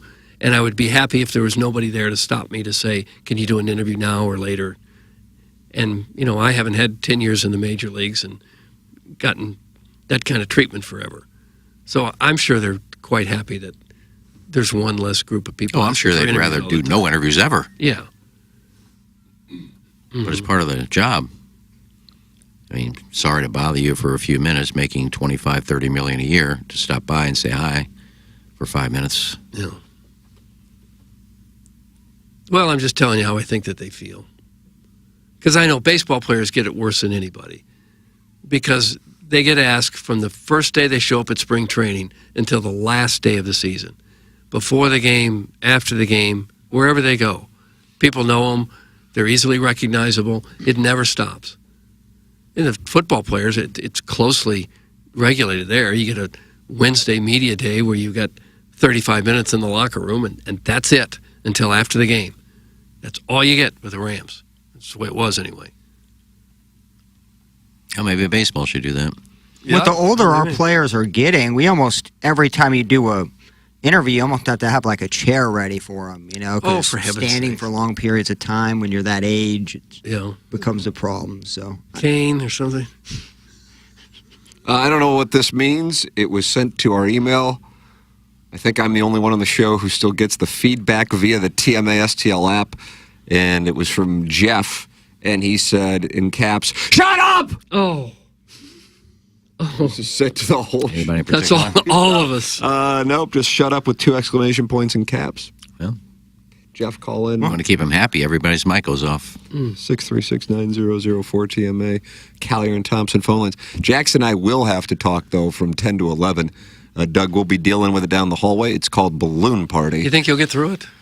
Well, we probably have the Little Piddles weekend wrap-up, I would think. Oh, that's right. Yeah. That's right. And Jeremy Rutherford. Yeah, JR. Doug, this Blues season is sprinting toward a finish line. Yeah. Same with Mizzou hoops. Jackson, would you say Mizzou is a dangerous 14 seed in the SEC tournament? No, they're not much danger to anybody. Their games are somewhat close, at least. Yeah, they have if you look at the margin of loss, it's actually shocking how they don't have. I mean, like the South Carolina game alone, they were leading the whole game and then lost in the final. Who's below them? No one. That's the 14. Hello? So, I mean, you answered the question. You said no one, so that's all I needed. Okay. That was implied by saying 14 seed. Well, I thought there were 15 teams in the SEC. No. I thought there were 18 teams, actually. Someone said, yeah. Round robin. Rogue. Odd number. Oh, there's teams can buy. About to go to 16 next year with Texas and Oklahoma. Right now it's 14. Big 10 going to 18. Yeah. I agree with Iggy that it's part of the job to do interviews. It's part of the job to show up on time, not doing payola and being nice to everyone associated with the show. That's Zach's wife, Gummy, and he is loaded for bear this morning. 25% crestfallen. That was a roundhouse. That one landed. Well, I'm not making $30 million a year, so. Zach's wife, Gummy, your response to that? Take about 6 zeros off there, and I'm close. Hey, Tim, the Balloon Party listeners will not be very happy about the Blues at the deadline. They're going to chap Piddle's ass for sure. That's from Big Tuft. I happened to run into the Nonling, Doug. Oh, did you? At, what are the chances? A half hour after the trade deadline. And we wound up BSing about it. It's so weird because I don't know when the last time I actually saw him in person is. But I text with him, I feel like, every other day. Has he let himself go? No, it looks great. Oh, does it? He's a father of a 4-year-old and a 1-year-old. Of course. Were you at the courthouse? I was not at the courthouse. I was at the CVS. And got a chance to talk about that. We'll play some of what Armstrong had to say with regard to the trade deadline lack of activity. Also, Joey Zanaboni on the call for the Doggies. We'll have that for you. Al Pacino, big night last night with the Best Picture announcement. All of that coming in addition to what could lead to some semblance of litigation for somebody who wanted to get some likes and maybe blew up a marriage in the process on TikTok. All of that coming your way in our second hour. And then we have in the Schaefer Door Company, 9 o'clock hour, the Design, Air, Heating, and Cooling email today. And then Jackson and I'll head down the hallway and we will be fine doing Balloon Party from 10 to 11. We'll take a commercial break, close out the Munganess, St. Louis Acura, Munganess, Burkhardt, Alton Toyota, 7 o'clock hour here on TMA, presented to you by Brown and Crouppen. Live from the Michelob Ultra Studios, KPNT-FM HD2, Collinsville, St. Louis. This is TMA All Day. When we think of a real estate agent, we think of somebody simply selling our home or finding us a new one. I mean, they're all the same, right? Okay, here's the comps. We'll take some pics, we'll post them, and I'll get back to you, okay? A home is life-changing, and your real estate agent should reflect that. Honesty, integrity, and someone who will go above and beyond to make your dreams come true. The Jeff Lotman Group with Compass Realty. We're different because you're different. We want what you want. Experience the difference today at jefflotman.com, bringing people and properties together. Hey, this is Tim McKernan, and I am here with a great TMA sponsor, and that is Longo Biggs Injury Law Firm. And you may hear a bunch of out-of-state law firms advertising here and there all over on billboards and so on and so forth. But the thing is, oftentimes their goal is to just settle and move on, and that's not what you guys do. Yeah, this is CD Longo, and you hear us talking a lot about maximizing the value of cases, but what does that actually mean? Well, as Tim said, there's lots of personal injury lawyers in St. Louis, and everyone handles cases differently. We focus on getting the highest dollar amount for your injuries, not just getting a resolution quickly. We're constantly tracking all the settlements and verdicts in the area. This helps us advise our clients on whether a settlement offer is too low. And if the amount of compensation being offered is too low, We are happy to file lawsuits and proceed to trial to ensure our clients receive an amount that is fair. Visit our website or Google us at Longo Biggs Injury Law. The choice of a lawyer is an important decision and should not be based solely upon advertisements. In business since the 50s, Collier & Thompson are known for kitchen and bathroom remodels. But they do so much more. If it's an interior remodeling job, Collier & Thompson can probably help. Basements, wine rooms, man caves, bars, accent rooms, fireplace walls, office, you name it. No need to visit 5 to 10 showrooms when Collier & Thompson provides all your needs in their showroom on Manchester Road in Baldwin. Come home to quality with Collier & Thompson. Let them bring your dream remodel to reality. CollierandThompson.com. Biggie's Restaurant and Bar has been a staple of the community for over 30 years and is serving your favorites like the steak sandwich, waffle fries, and so much more. It's not just the food that's rocking. With a full bar and patio, Biggie's is the perfect spot for lunch, dinner, and a little laughter. Biggie's original hours are back. Open 11 a.m. till midnight, Wednesday, Thursday, and Sunday. And 11 a.m. till 1 a.m. on Friday and Saturday. Check out the full menu at biggiesrestaurant.com and stop in today. TMA listeners have a lot to think through financially. Saving for retirement and college while also paying bills and enjoying life along the way. Call Mark Hanna. Mark works with you to design a strategy to do your finances right. It's a straightforward approach that starts with a 15-minute phone call to discuss your needs. Visit evergreenstl.com or give Mark a call at 314-889-0503 today. Mark Hanna offers securities through Equitable Advisors, LLC, member FINRA, SIPC, a broker-dealer. Equitable Advisors, LLC, an SEC-registered investment advisor. Evergreen Wealth Strategies is not a registered investment advisor and is not owned or operated by Equitable Advisors or Equitable Network. Chow Chow on the Hill is your one-stop shop for all your pet supplies. As soon as you walk through their doors, you and your pet are considered family and treated with superior service and personalized attention. Jessica is the owner and is a certified pet nutritionist and is passionate about educating her clients on the product that will keep your pets happy and healthy. My favorite part about Chow Chow is its connection with All Paws Safe Haven, an organization that helps shelter animals find forever homes. To learn more about Chow Chow, visit CIAOCHOWSTL.com or stop by and tell them Plowsy sent you. It's the heart of March and everything's green. The bar's as busy as you've ever seen. Everyone's Irish and you are too. When you Tullamore do. When the dry cleaners lost your only green shirt and getting pinched by your friends is starting to hurt. At this point there's nothing else you can do except Tullamore do. It's St. Patrick's Day, so what do? You Tullamore do. Hey! Tullamore Dew Irish Whiskey, imported by William Grant & Sons, Inc. Temperatures are finally warming up here in St. Louis, and while that means more fun in the sun, it could also spell disaster for your lawn. Rain equals spring weeds, and now is the best time to get ahead of it. Green Envy has been here in St. Louis for more than a decade, servicing and treating lawns just like they would their very own. Crabgrass can lay dormant for years until the conditions are right, and the massive amounts of moisture we've had is sure to wake up even the oldest crabgrass seeds. Green Envy only uses products that have been formulated for Missouri soil, weather conditions, and turf types, not national generic products that are insufficient and ineffective. Let the experts at Green Envy help you choose the best treatment program for your lawn this season. Phone lines are open 12 hours a day, Monday through Friday, and Saturday 9 to 1 to take your calls and answer questions. Call Green Envy today at 636-757-1600 or visit greenenvylawns.com and make your lawn the envy of the neighborhood. The Illinois Recovery Center is dedicated to providing precise and authentic care to those seeking help and treatment. Recovery, it's not just a goal, it's a transformative journey. At Illinois Recovery Center, you'll find an unwavering commitment to provide the support, guidance, and personalized care you or your loved one needs to rediscover a life filled with purpose, strength, and lasting renewal. If you or someone you know wants more information about the Illinois Recovery Center, please call 888-472-9559 or visit IllinoisRecoveryCenter.com. Urban Dictionary defines thirsty as purposely, knowingly, and recklessly attempting to gain fame to boost self-esteem.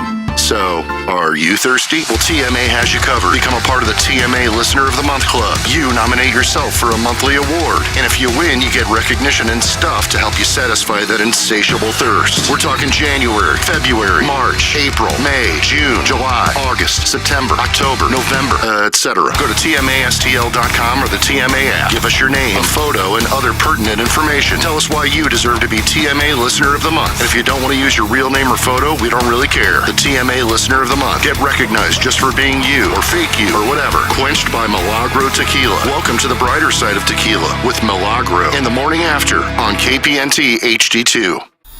You're hearing TMA all day on KPNT HD2, Collinsville, St. Louis. Featuring the morning after live from 7 a.m. to 10 a.m. Then a full show replay from 10 a.m. to 1 p.m. Followed by the best of TMA from 1 p.m. to 7 p.m. And another same-day replay starting at 10 p.m. You got to be on acid to understand what's going on this show. It's the Brown and Crouppen Morning After. KPNT FM HD2. Collinsville, St. Louis. You okay, Doug? TMA presented by Brown and Crouppen, 8 o'clock hour. Tim McKernan, Doug Vaughn, Ken Strode, Darren Atkins, Jackson Burkett with you on the program. Doug, what a Jim Dandy it was on Saturday night as the Doggies really dominated play. But they had to fight to get a point in Austin with a goal during extra time. Here it is, Joey Zanaboni's call of the equalizer light in Texas. All right, let's hear it. Ostrak, thread down, Totland into the area, into the end line. He chips across back, drifts to the back of the box. Pompeo fires a shot. He scores! Oh, baby! He's the man! Third minute! Sergio Pompeo ties it in deuces. Blasting things like he's binging Baja beverages from Taco Bell. Oh, that was like a Vince Scully. He went into a whole different voice. I thought it was a cut. I thought it was another. Would that be Paola? I love how like they both get so excited. There's like. Who's his broadcast partner? I don't know. Some guy named Dale. Yeah, now the analyst. The guy who emails in? No. The analyst is yelling goal.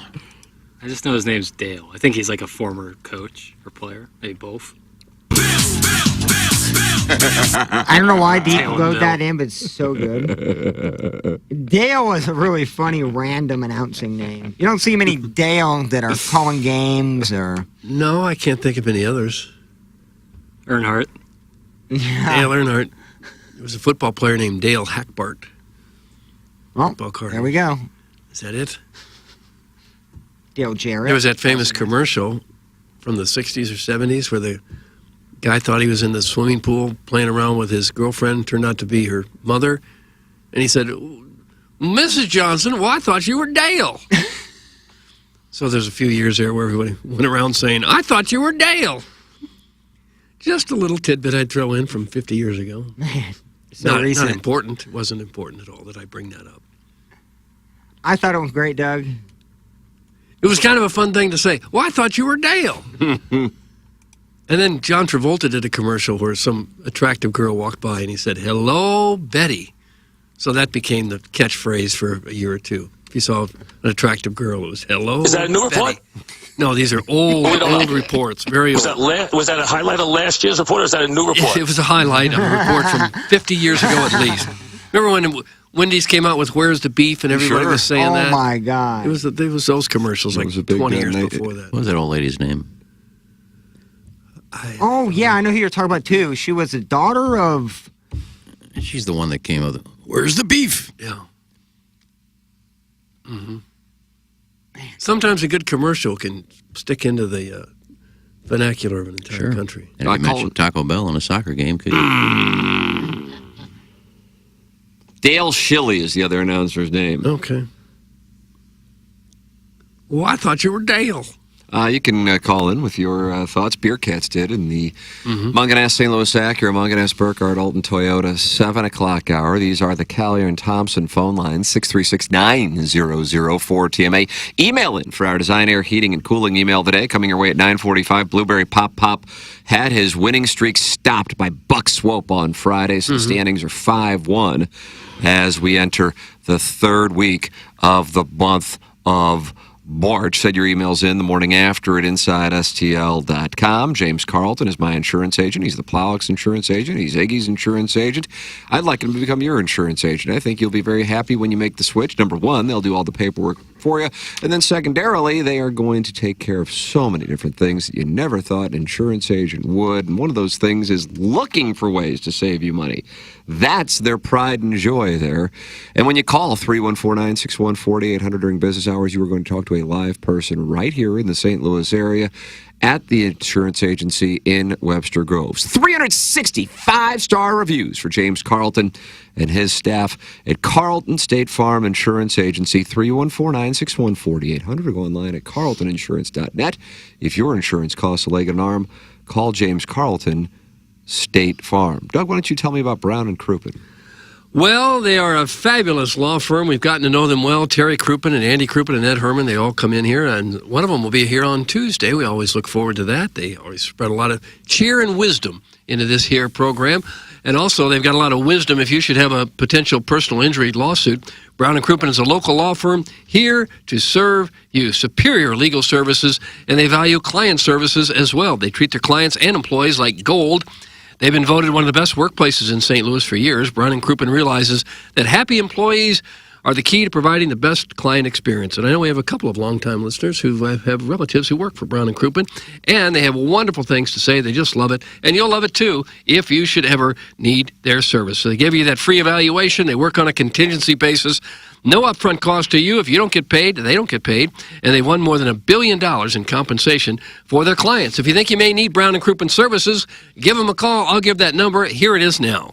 314-222-2222. Pretty easy to remember. 314-222-2222. Or you just go to brownandcrouppen.com and make sure to let them know you heard about it here on TMA. The choice of a lawyer is an important decision and should not be based solely on advertising. Past results are no guarantee of future results, and every case is different and must be judged on its own accord. On Friday, the Blues didn't do anything, and that caught me off guard. I was hopeful that I knew that the Buchnevich thing wasn't necessarily a likelihood, and Jeremy Rutherford said as much on Friday morning.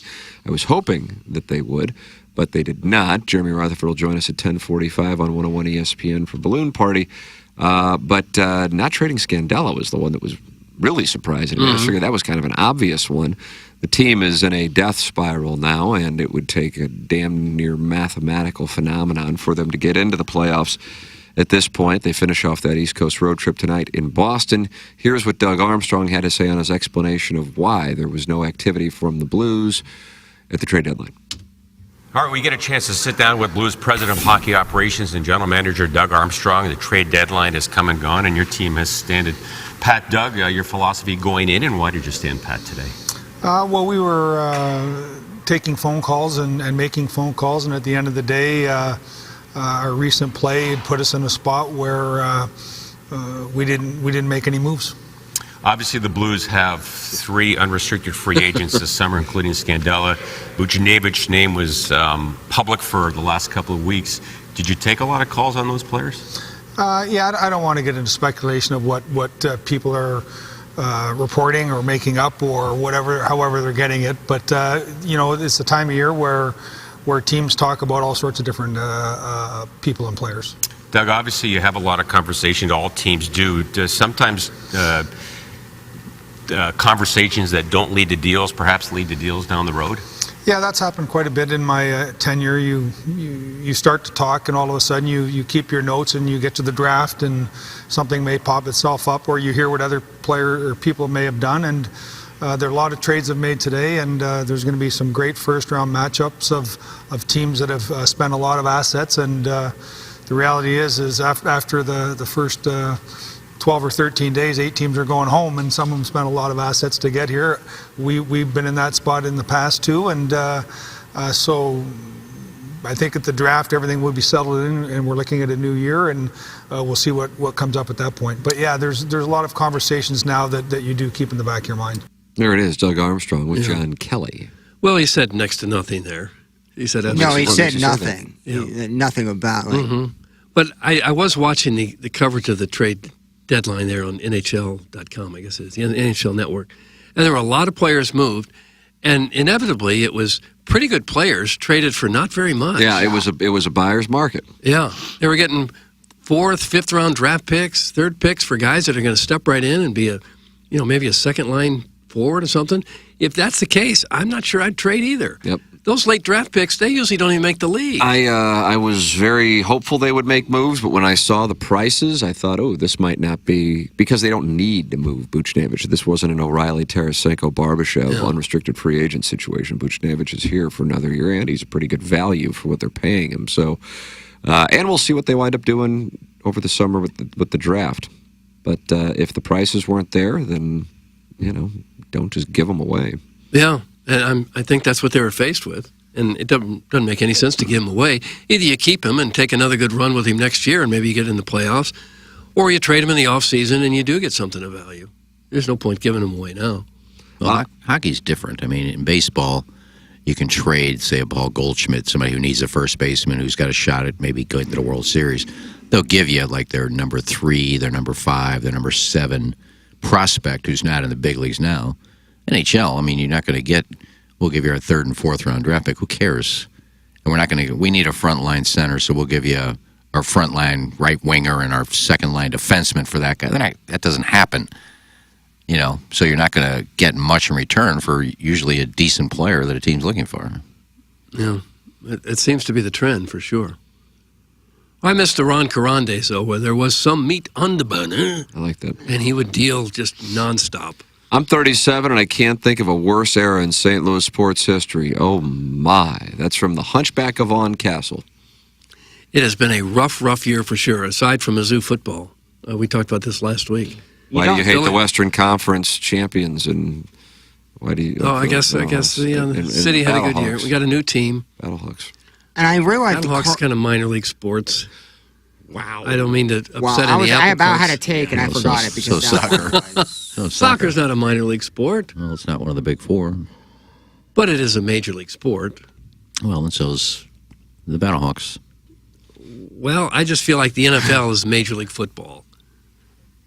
And the XFL is kind of minor league, AAA football.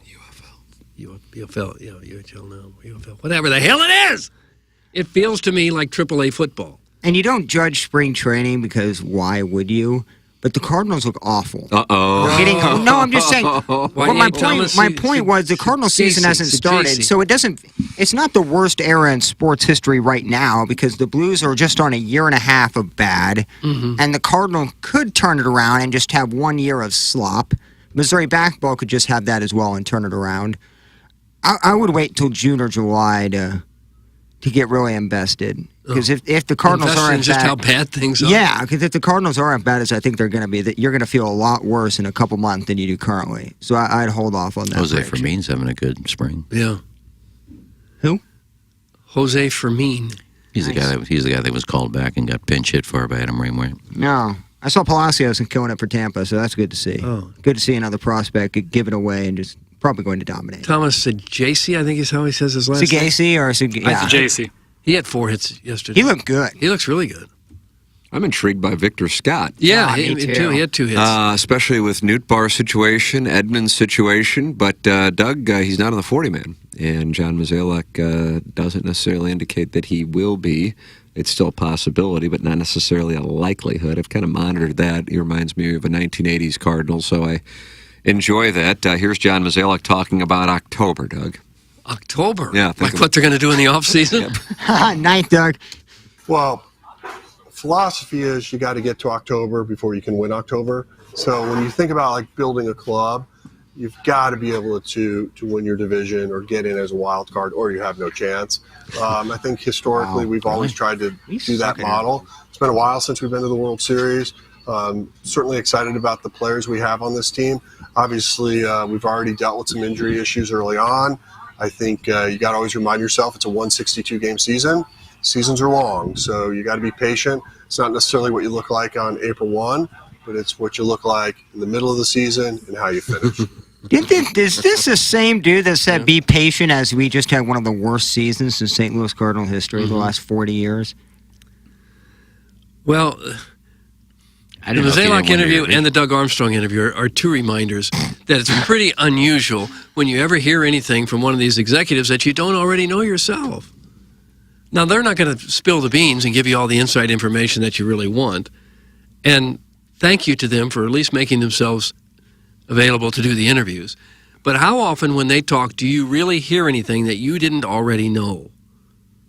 Right there. I didn't know that if you didn't win your division or get a wild card, you weren't in the playoffs. Yeah, that was actually, that was like when, I first learned about the cut line from the Netbook special, Full Swing. I didn't know about golf cuts until they explained it 50 times. So I'm glad Mazalok kind of gives the fans an idea of just how baseball is played for the last 150 years. Yeah. It's cute. What we learned is, if you don't win the division or come up with a way to get in the wild card, it's not happening for you in October. I like how all of his old stallions that he signed in the offseason are already getting hurt. And that guy's talking about, we got to get to October. Well, you got to have players that are you may not get to April. Yeah, we may not even get to April or May. The team is so old. Oh, my God, they're so old. Oh, come on now. God, it's infuriating. Why wouldn't you take a shot with a guy like Victor Scott, who could really be a difference maker? It's like having Vince Coleman at the front of the lineup again. So I'm trying to figure out what the deal with that is. One thing is they announced they're starting outfield like at the beginning of spring training, and so then they're kind of backed into a corner, but at the same time, one of the guys now isn't going to be ready. I mean, just throw another log in the fire with the health thing. Here you got Nootbaar's situation. Well, it's not for sure that he's going to miss time. He's hopeful he'll be ready 2 weeks from Thursday in Los Angeles. Here's John Mazalek on Lars Nootbaar's health. Oh, okay. Oh, I have Edmund. Oh, it's town. Oh, I thought it was on Lars Nootbaar. I apologize. I'd like to hear him talk about someone's health. Okay. All right, hit the lead. How vague he is about this. Sure. With Tommy, you've been through this a lot with various players. What's your sense of when you want to make a call on that for a hitter? What's fair as far as how much ramp up or game action a hitter needs? Well, if your question is like how much time do we need before we decide if he's active for opening day or not? I mean, I don't think he's tracking in that right now, but the bigger question for me is then how much longer are we waiting? That's okay. So you don't expect him on opening day at this point? I think right now that would be doubtful. There's another one. Okay.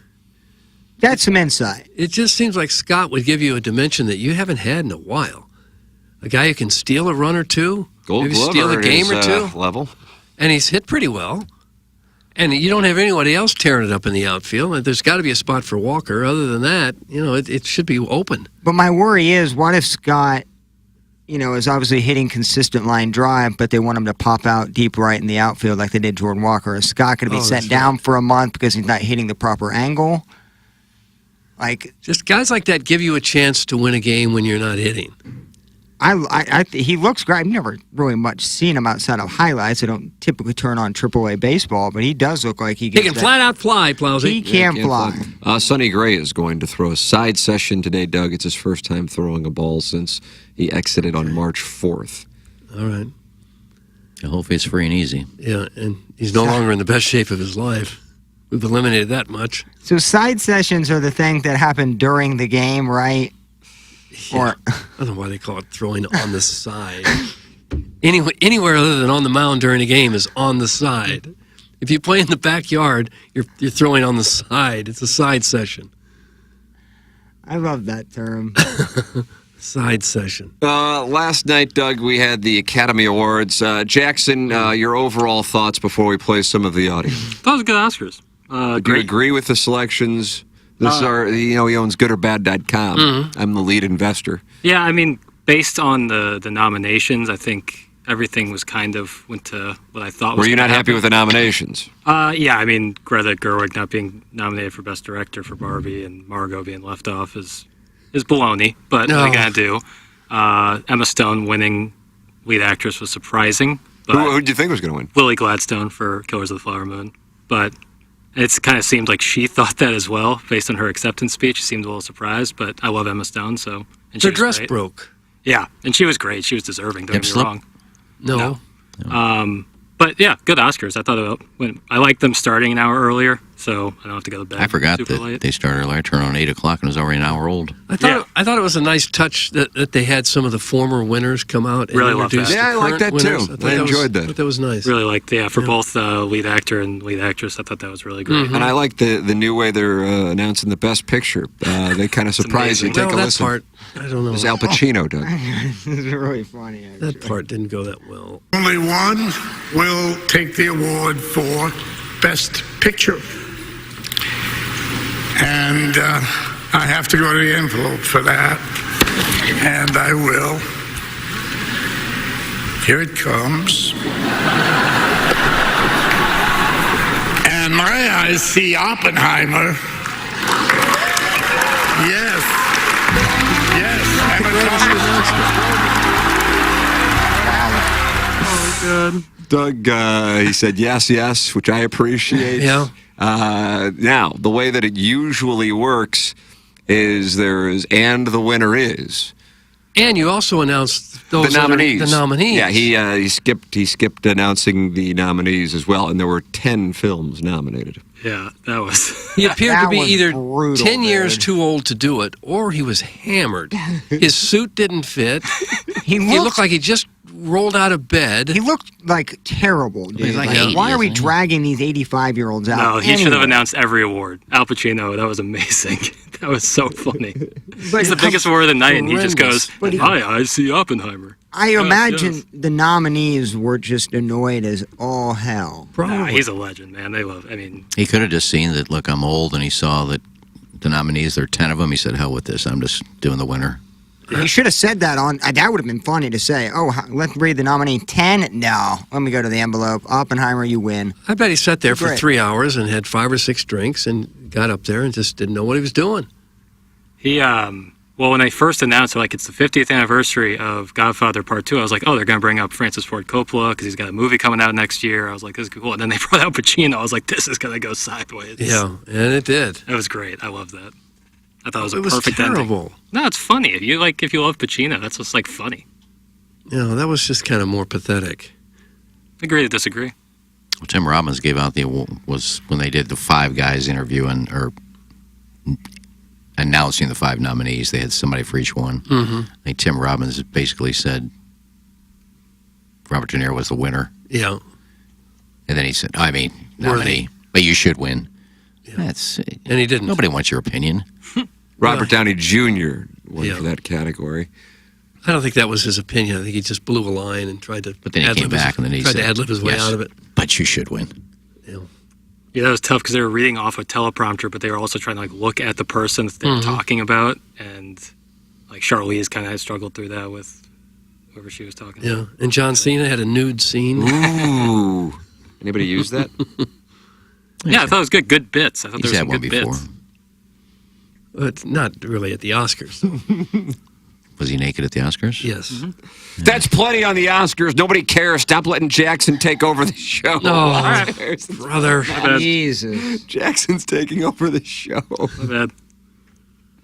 I thought it was good. I I'm turned going it to off. eat my Dunkaroos. All right. Yeah, we're sorry to bother you over here. After Robert Downey Jr. won, and then all the stupid awards came up, I just turned it off. The stupid awards. Which ones are those? Lighting and fashion and Below the line awards. all that stuff. Yeah. And then they get up there like they've won something big. You know what? Just give out the 5 big awards and then go. Well, in go. that industry, it is huge. Next time you're looking for a job, to say I won an Oscar. Well, I for know my it's work huge, here. but nobody It's big for cares. them. Get up there and you spend 4 minutes thanking people because you picked out some dresses. Nobody cares. Oh gosh. That's why you're all the way in the back, and it takes you 5 minutes to get there. You think it would work to have a show called like the American Hero Awards, where we, instead of just doing movie stars, we award, the top person in each military branch of the year, and maybe a doctor that saved a couple lives, and maybe the best policeman and fireman of the year for what they did. You think anyone would watch something like that? No. Depending on who hosted it. And what, like... I mean, you'd be honoring people that actually made a difference. Well, I think they have that. Like, don't the like the Kennedy honors and things like that recognize people like that? I don't. That's usually show business people too, I think. Well, get this thing together, Doug. You can host the first one. I think I think it'd be interesting to hear. Here's a doctor who saved 15 lives last year. They with do this that. Nobel technique. Peace Prize. They don't do that with a show. That's not what the Nobel Peace Prize There's is. doctors that win Nobel Peace Prizes. There is if they invent something or, All right, well, they get their just dues. I don't know. I'd like to see those type of people. The policemen that saved lives and firemen that rushed into a burning building and saved a child. And I'd like to see them get their 5 minutes of credit. Well, so would I, but nobody would watch it. I don't know. You know, I it'd think make I no would. money. There'd be no sponsors. I don't know that you can say that. I don't know. Well, there's a reason they don't do that. That's because we're so consumed with Hollywood instead of real American heroes. There you go. So people spend money to be part of that. Nobody's going to spend money to, hey, we're having the Doctors and Firemen's Awards tonight. You want to spend The some American money? Hero Awards. I think it's great. I think that. But I think could be something every time they people do watch. that, they're awarded in their community. Maybe, maybe not. I don't know. I never see anybody awarded. Oh, I see it all the time. Pictures and things on the news about. I don't watch news anymore, but No, so you don't see it. guy goes in and saves somebody in a burning building. He's acknowledged by his peers. Well, I'd like to see that on a national stage. That's what I would enjoy seeing. You know what you may enjoy seeing? What? And I'll tie this into Hollywood. I watched it over the weekend. If I brought up the name Scotty Bowers, does anybody know who that is? No. Porn star, I'm guessing. No, I didn't know it was about him. There was a Netflix show on, I think last year or the year before, called Hollywood. Dylan McDermott played the lead. But it was a true story about this guy, Scotty Bowers. Mm-hmm. And I only knew it because I saw it this week in this documentary called Scotty. I don't want to just guess. I will tell you the exact name. Where is this going? Well, I tied it into Hollywood. I'm just trying to find the name of it. Anyway, Scotty Saves Hollywood or something like that. Great story so far. Come on. Just type it in Scotty. I'm not going to type in Scotty. No, if you want to watch it, it's on Amazon Prime. Amazon Prime has some great documentaries. So I know they screwed me out of like $200 over 2 years by double charging me. But it's on there, and this guy, he got back from the war, and he went to work at a gas station in Los Angeles. And he just found out that people would pull up to the gas station, and one day Walter Pidgeon, you know, the old actor. Didn't he ballroom dance with you? No, it was Walter Payton. Walter Pidgeon, old-time actor, pulled into the gas station. Scotty went up to him and said, "What can I help you with?" He goes, "I need a man." "Pardon me?" "I need a man." So he had all these people working there. He said, "Anybody interested?" He goes, "I'll do it, $20. That's how he started basically a service station to service the gays in Hollywood. Because if you came out of the Beg your closet... pardon, this story just took a turn. I want a man, he wanted a gigolo? Yes. Walter Pidgeon said this at the gas station. Yes, back in the day. I mean, if you were outed in Hollywood back in the 50s, I mean, basically your career's over. That's why Rock Hudson got married, because if they found out you're gay, your career is over. Right. So the service station, he had like 20 guys working for him, good-looking guys, and they just serviced all the gay actors in Hollywood. They would come in and say, because they knew it was discreet, nobody's going to find out. I mean, this guy, the stories he told, he said he had a threesome with him and Ava Gardner and Lana Turner at Frank Sinatra's house. He talked about the guys, Cole Porter would come into the gas station. "What do you need, Mr. Porter?" "I need a man." No, he said, "I want 15 guys to come line up my pool, and I'm going to service all of them." Oh, gosh. I mean, and this guy was fascinating. You sure he was telling the truth? Everybody they talked to said, yeah, he's telling the truth because we know these actors who went in there and did this. And it was basically because if they were gay, and anybody found out they were gay, so they knew that Scotty was very discreet, regular gas station, and they were using this gas station to service all of the gays and bisexuals in Hollywood that couldn't get caught. Katharine Hepburn was one that always wanted somebody to come over a guy. "I need a man." And they said they always thought Spencer Tracy and Katharine Hepburn was a great Hollywood story. But he said, no, Spencer Tracy always wanted guys. No. Well, he's kind of trashing a lot of old people. No, it was different. If you watch the documentary, everybody says Scotty isn't trashing anybody. He's not. He cared about these people, and everybody loved Scotty. He would never talk about this. He was offered a lot of money to talk about this when a lot of these people were alive. He said, "I would never do that. I'm not going to talk about these people. I care about them too much," and they loved him too. So you have to watch the documentary, but it's very fascinating. Some of these names he brought up of the people that were coming in and asking for men. Have you ever gone to a gas station yourself and said simply, "I need a man"? No. But this guy lived like a God, I've never seen a hoarder so bad as this guy. He lived in Laurel Canyon, and his house is just cluttered with nothing but papers and binders and pictures, and you couldn't even move in this house. His wife said, I hate it. I'm going to call social services and tell them I could get injured in this house. But we were talking about the Oscars, so I just thought this is a Hollywood. It's tied right in, yeah. Kind of tied into Hollywood, but it's really a fascinating documentary. Scotty, who? What was the last name? Scotty Bowers. Scotty Bowers. So he's an old man now. I did find it odd that he had a threesome with Ava Gardner and Lana Turner at Frank Sinatra's house. As much as Frank Sinatra liked Ava Gardner, you didn't think that'd be going on at his house. Isn't it possible that he's making all this up? If he's crazy enough to be a hoarder, isn't he crazy enough to make all this stuff up? I'm one to doubt a lot of things. Yeah, but not this. I believe this one. I believe after the people they talked to and the people who actually worked at the gas station who were still alive, goes, oh, no, he's not lying because I was part of it. And I was the one who actually serviced some of these men. Oh. Anyway, if you just old-time Hollywood back in the... It is amazing that you could ruin a career if you were gay in the 50s. Well, their careers are being dragged through the mud now that they're dead. Well, I did agree with one person that said, you may say that they're dead, but they have grandkids that maybe are just now finding out that their grandfather was gay. I kind of get that. Or if they were That's gay, the reaction of the grandkids. If they were gay, they probably don't have grandkids. Probably don't have children or grandkids. Could be. A lot of them were married. Rock Hudson didn't have any kids, but he did get married to cover up that he was gay. Yeah. Okay. Well, I'll be sure to look for that one. That's the Scotty Bowers program on, what was it? Amazon Prime. The network that took you for If you go to Amazon Prime and just search Scotty, it'll come up. Doug, do you want to support the EDF Group as a sponsor of TMA? It's real simple. Do you have a fire extinguisher where you work? The answer is yes. You certainly do. So please email the EDF Group at fire@theedfgroup.com so a technician can come out and explain to your team how the EDF Group can save your company money. Again, and that email address is fire@theedfgroup.com. The EDF Group is Hyatt and will prevent your facility from having Hyatt fires. Experience the EDF Group difference. Learn more at the edfgroup.com. Jackson, tell me about your hair.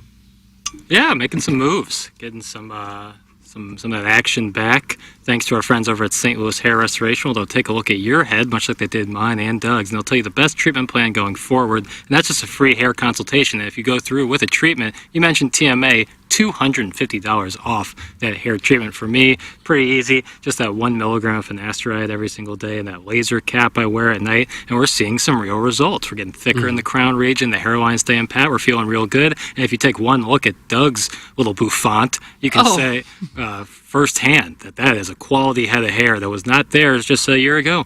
Yeah, there's a lot of people, they want to touch it. They want to be with it. They want to live next door to it. They just want to be around this head of hair now. It didn't used to be that way. Now I'm Tuffy McTufterson because I've had an FUE procedure from St. Louis Hair Restoration. Boy, did it work well for me. I don't know if you can see it on YouTube. It sure did come in. I mean, it came in a big way. A lot of people say, did it hurt? No, I keep saying it didn't hurt at all. They numb it up. They numb it up real nice like.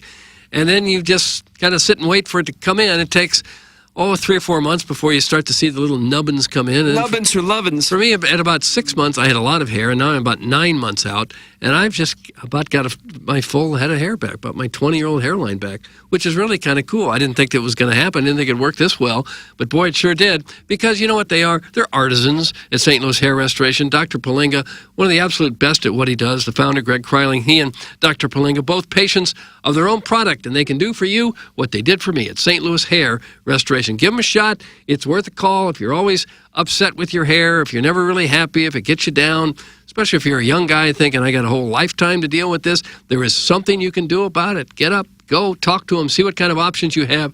I promise you they will take great care of you at St. Louis Hair Restoration. There it is, St. Louis Hair Restoration. Send your emails in. Design Air Heating and Cooling email today coming your way in our Schaefer Door Company 9 o'clock hour. That gets underway in a matter of moments here on TMA, presented to you by Brown and Crouppen. Biggie's Restaurant and Bar has been a staple of the community for over 30 years and is serving your favorites like the steak sandwich, waffle fries, and so much more. It's not just the food that's rocking. With a full bar and patio, Biggie's is the perfect spot for lunch, dinner, and a little laughter.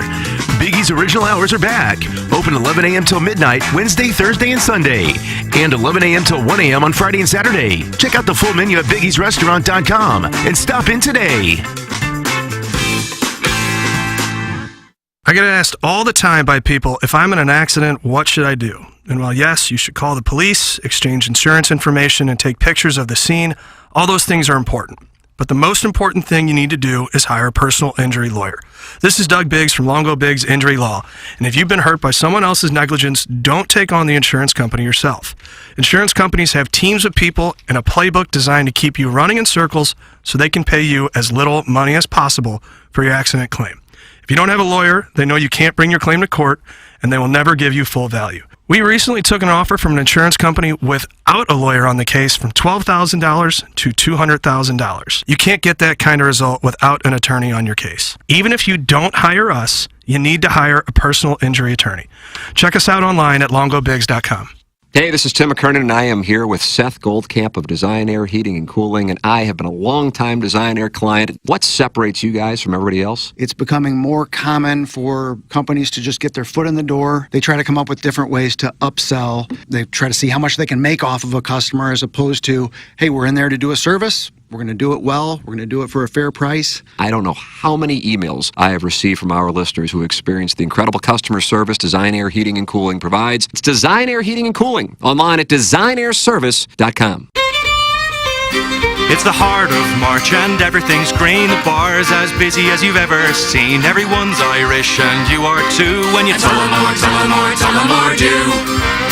When the dry cleaner's lost your only green shirt and getting pinched by your friends is starting to hurt. At this point there's nothing else you can do except Tullamore do. It's St. Patrick's Day, so what do? You Tullamore do. Hey! Tullamore Dew Irish Whiskey, imported by William Grant & Sons, Inc. When we think of a real estate agent, we think of somebody simply selling our home or finding us a new one. I mean, they're all the same, right?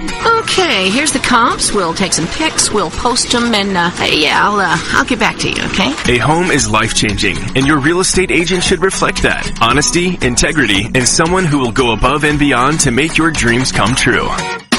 The Jeff Lotman Group with Compass Realty. We're different because you're different. We want what you want. Experience the difference today at jefflotman.com, bringing people and properties together. TMA listeners have a lot to think through financially. Saving for retirement and college while also paying bills and enjoying life along the way. Call Mark Hanna. Mark works with you to design a strategy to do your finances right. It's a straightforward approach that starts with a 15-minute phone call to discuss your needs. Visit evergreenstl.com or give Mark a call at 314-889-0503 today. Mark Hanna offers securities through Equitable Advisors, LLC, member FINRA, SIPC, a broker-dealer. Equitable Advisors, LLC, an SEC-registered investment advisor. Evergreen Wealth Strategies is not a registered investment advisor and is not owned or operated by Equitable Advisors or Equitable Network. Temperatures are finally warming up here in St. Louis, and while that means more fun in the sun, it could also spell disaster for your lawn. Rain equals spring weeds, and now is the best time to get ahead of it.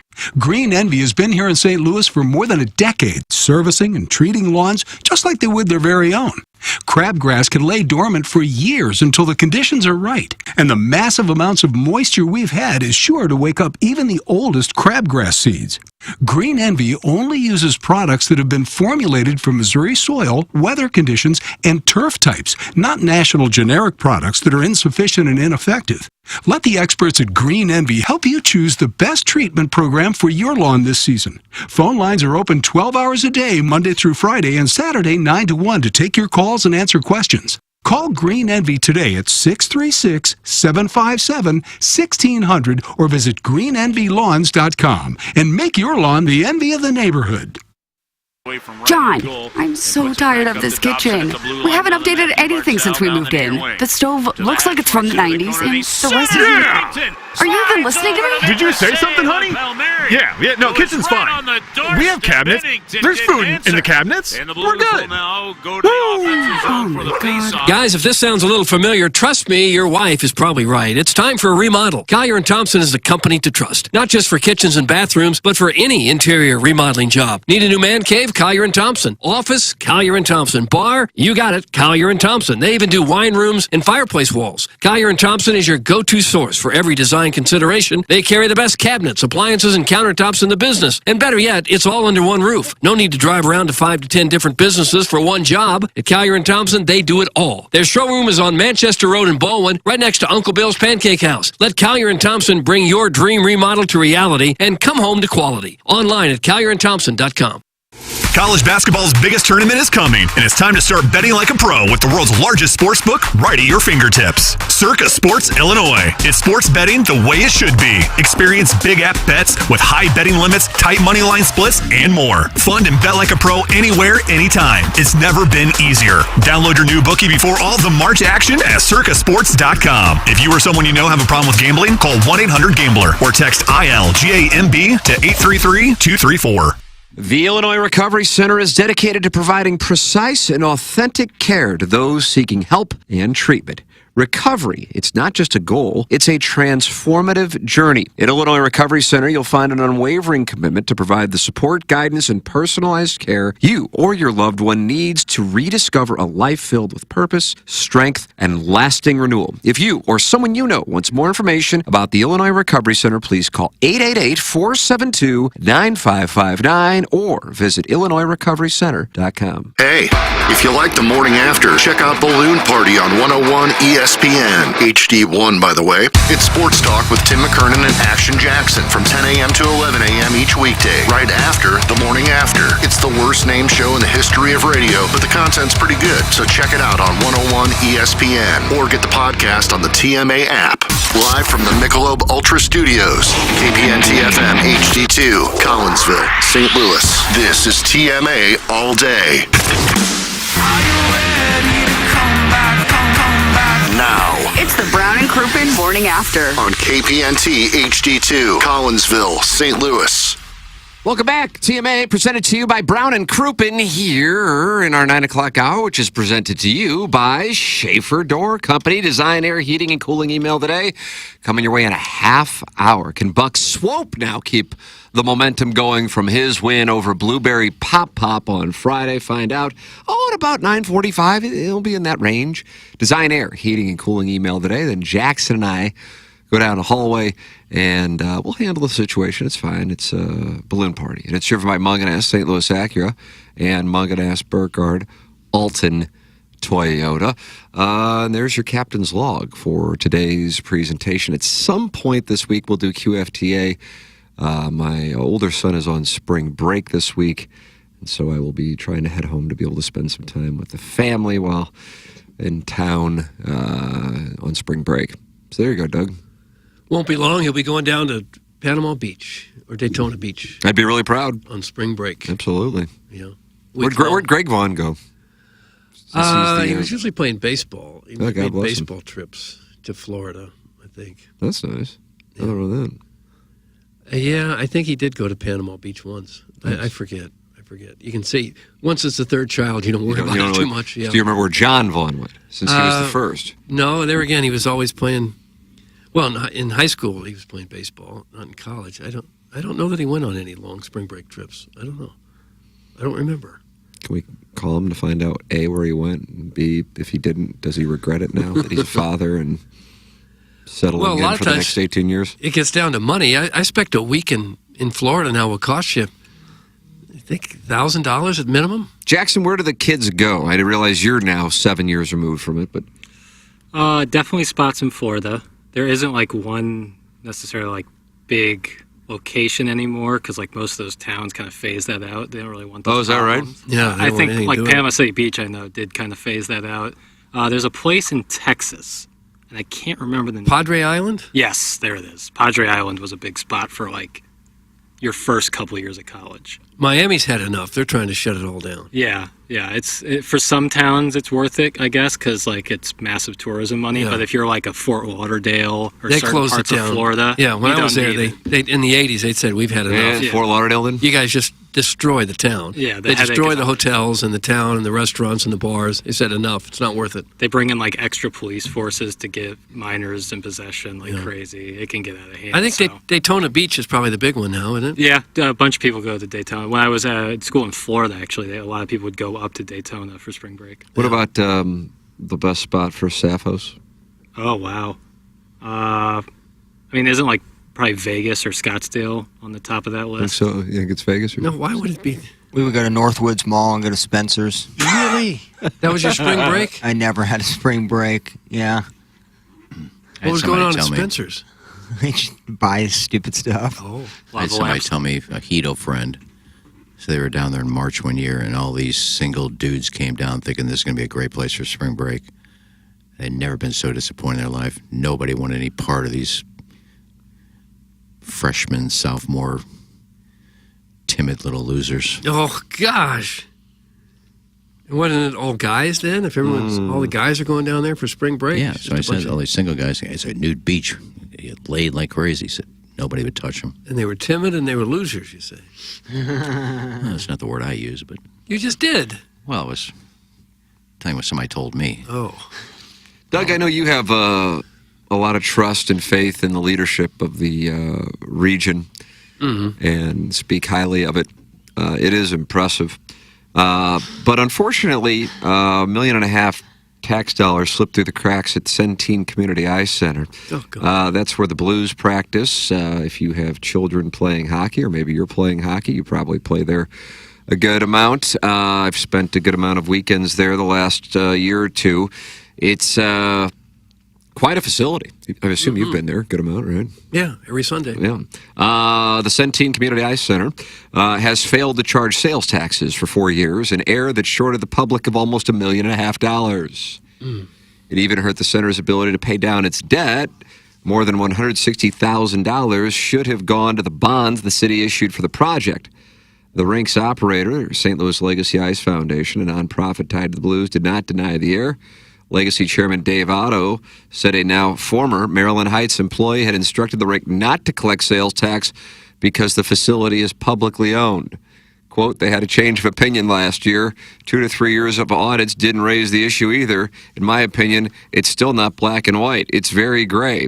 He declined an interview request. He sent that via email. The four-rink, $83 million facility off I-70 and Highway 141 opened in September of 19. It was touted as a public-private partnership with the Blues, Legacy Ice Foundation, and the City of Maryland Heights to boost economic development and grow the region's stature as a premier location for ice sports. The city issued $55 million in bonds to help pay for construction. The rink was projected to make millions of dollars a year and serve as another linchpin for the City of Maryland Heights' goal to be an entertainment destination. But the pandemic, which struck 6 months after the facility opened, tanked sales, and the rink struggled to regain momentum. Maryland Heights has spent $1.8 million just to keep it afloat, in addition to $12 million to help finish construction. City officials said they discovered the error last summer, and the facility began properly charging taxes in October, according to the city, and emails obtained by the Post-Dispatch in a public records request. Huh. Well, it is a wonderful facility. I have to think that its long-term future will be okay. It's a good concert venue there in the summer. They have an outdoor rink. The indoor rinks are probably the nicest in town. It's in a good location. I think after they get past this major hiccup that they'll eventually be okay. I'd hope so anyway. I'd hate to lose that place. Yeah, that'd be brutal. But I don't know why anyone would think just because it's a public facility you don't have to charge taxes. That would be taxes, I guess, on everyone renting ice time and buying food while they're there. Concessions, yeah. All that. The training services. And I wouldn't think that would total to a lot every time someone buys something. It wouldn't be much, but the cumulative effect. I believe it was $160,000, right? Yeah, but I mean, every time you go to buy if you went to buy a soda or a meal there or something, I wouldn't think the sales tax is going to cripple you. But when thousands of people do that over the course of a year, it totals up to real money. Didn't somebody notice that right away, that if somebody comes up to the concession and you type in $28 and it comes up $28, when you say, well, isn't there tax on this? Well, according to the article, somebody thought they weren't supposed to be charging taxes. I guess if the boss of the place says we don't charge tax, who's the part-time employee to challenge that? Who would think that? I guess the boss did. Well, it's kind of stupid to think we don't charge tax. What do you think? You're in Florida? Well, Florida charges taxes too. I didn't think they charge sales tax in Florida. They do. They do. They don't state income state tax. income tax. I don't know. It's That's rather close. There was some kind of tax involved. Oh, for heaven's sake! I give that a win. It's a rather large omission for sure. The good news is we're sitting on a nice little $700 million nest egg to make up for lost tax revenue if we can figure out where St. Louis leadership last saw the money. Promises made, promises kept. Thanks. That's from the Dragon Slayer. It's like Maryland Heights needs a new mayor. Have you guys, I don't know if we talked about this before, this mobster Michael Franzese has got a YouTube channel, former mafia kingpin who went straight, did some jail time and went straight. And he was making billions for the mob at a young age.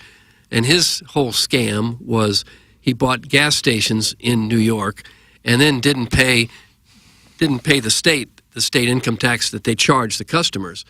And the state was so poorly run, by the time anyone at the state level realized they weren't getting taxes from these gas stations, they would have sold the gas stations and moved on to other businesses.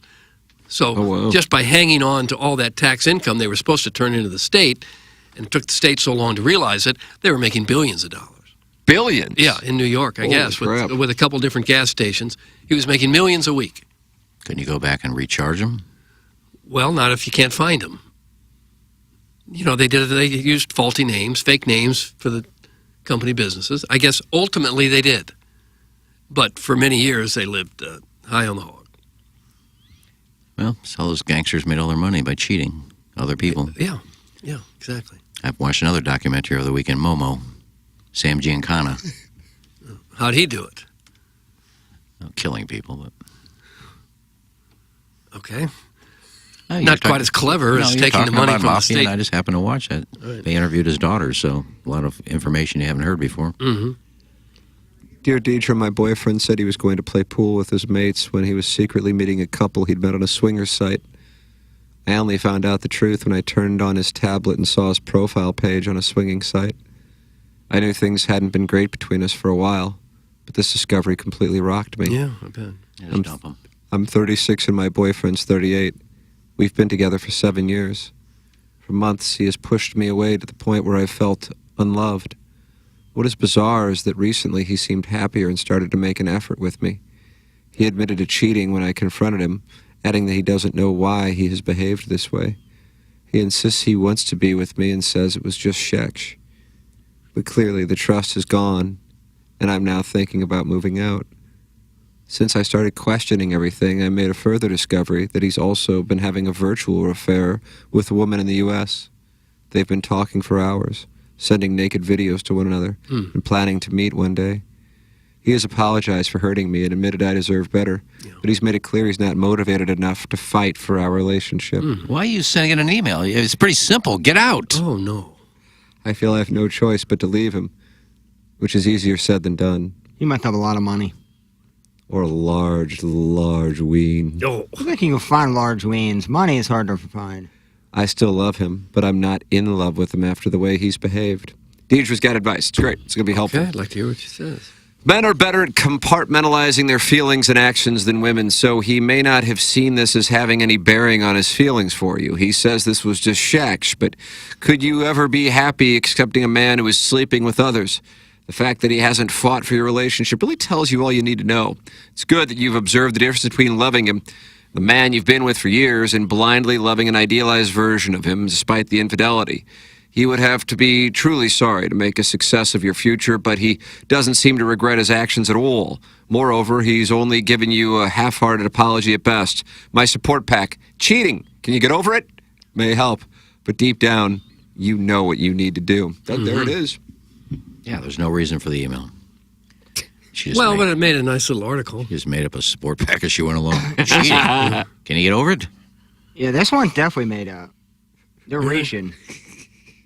They're wanting to see what listeners will believe or readers will believe. Well, have we believed any of them? This is this is like an AI program that they type in like 8 keywords and they create this situation. This one's definitely fake. I don't know any woman that would catch their significant other doing all of that and say, maybe I'll give him another chance. No way. You're out the door the first time she saw your browser history. Oh. Could be, unless she was really in love and he was a good husband and father in every other way. I suppose he wasn't married and they had no kids. Oh. Well. She said, my mate. Okay. Well, it's nice that we got that out of the way, though, because a lot of people wanted to hear that. Scotty Bowers had a large ween. Oh, gosh. Actually... Showed a picture of it. Speaking of documentaries, I saw like a little 35-minute documentary type deal about...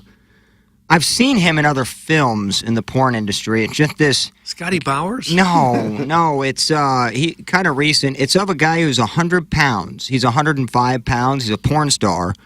And he talks about his journey into becoming a porn star, being Billy that Barty. size. Billy Barty. Billy Barty? But apparently he has a humongous ween. He's got to be early 30s, maybe late 20s, early 30s. But he talks about in depth how he started in porn. And Doug, what is his name? that producer that come on and go, we thought it was a joke when he came in for casting, and then we saw him naked, and obviously he had a huge ween. And it's, Doug, I wouldn't say it's up your alley. I wouldn't say it is either. But it was a fun little documentary. Now with mine, I said, I don't know the name of the documentary, but just type in Scotty on Amazon. It'll come up.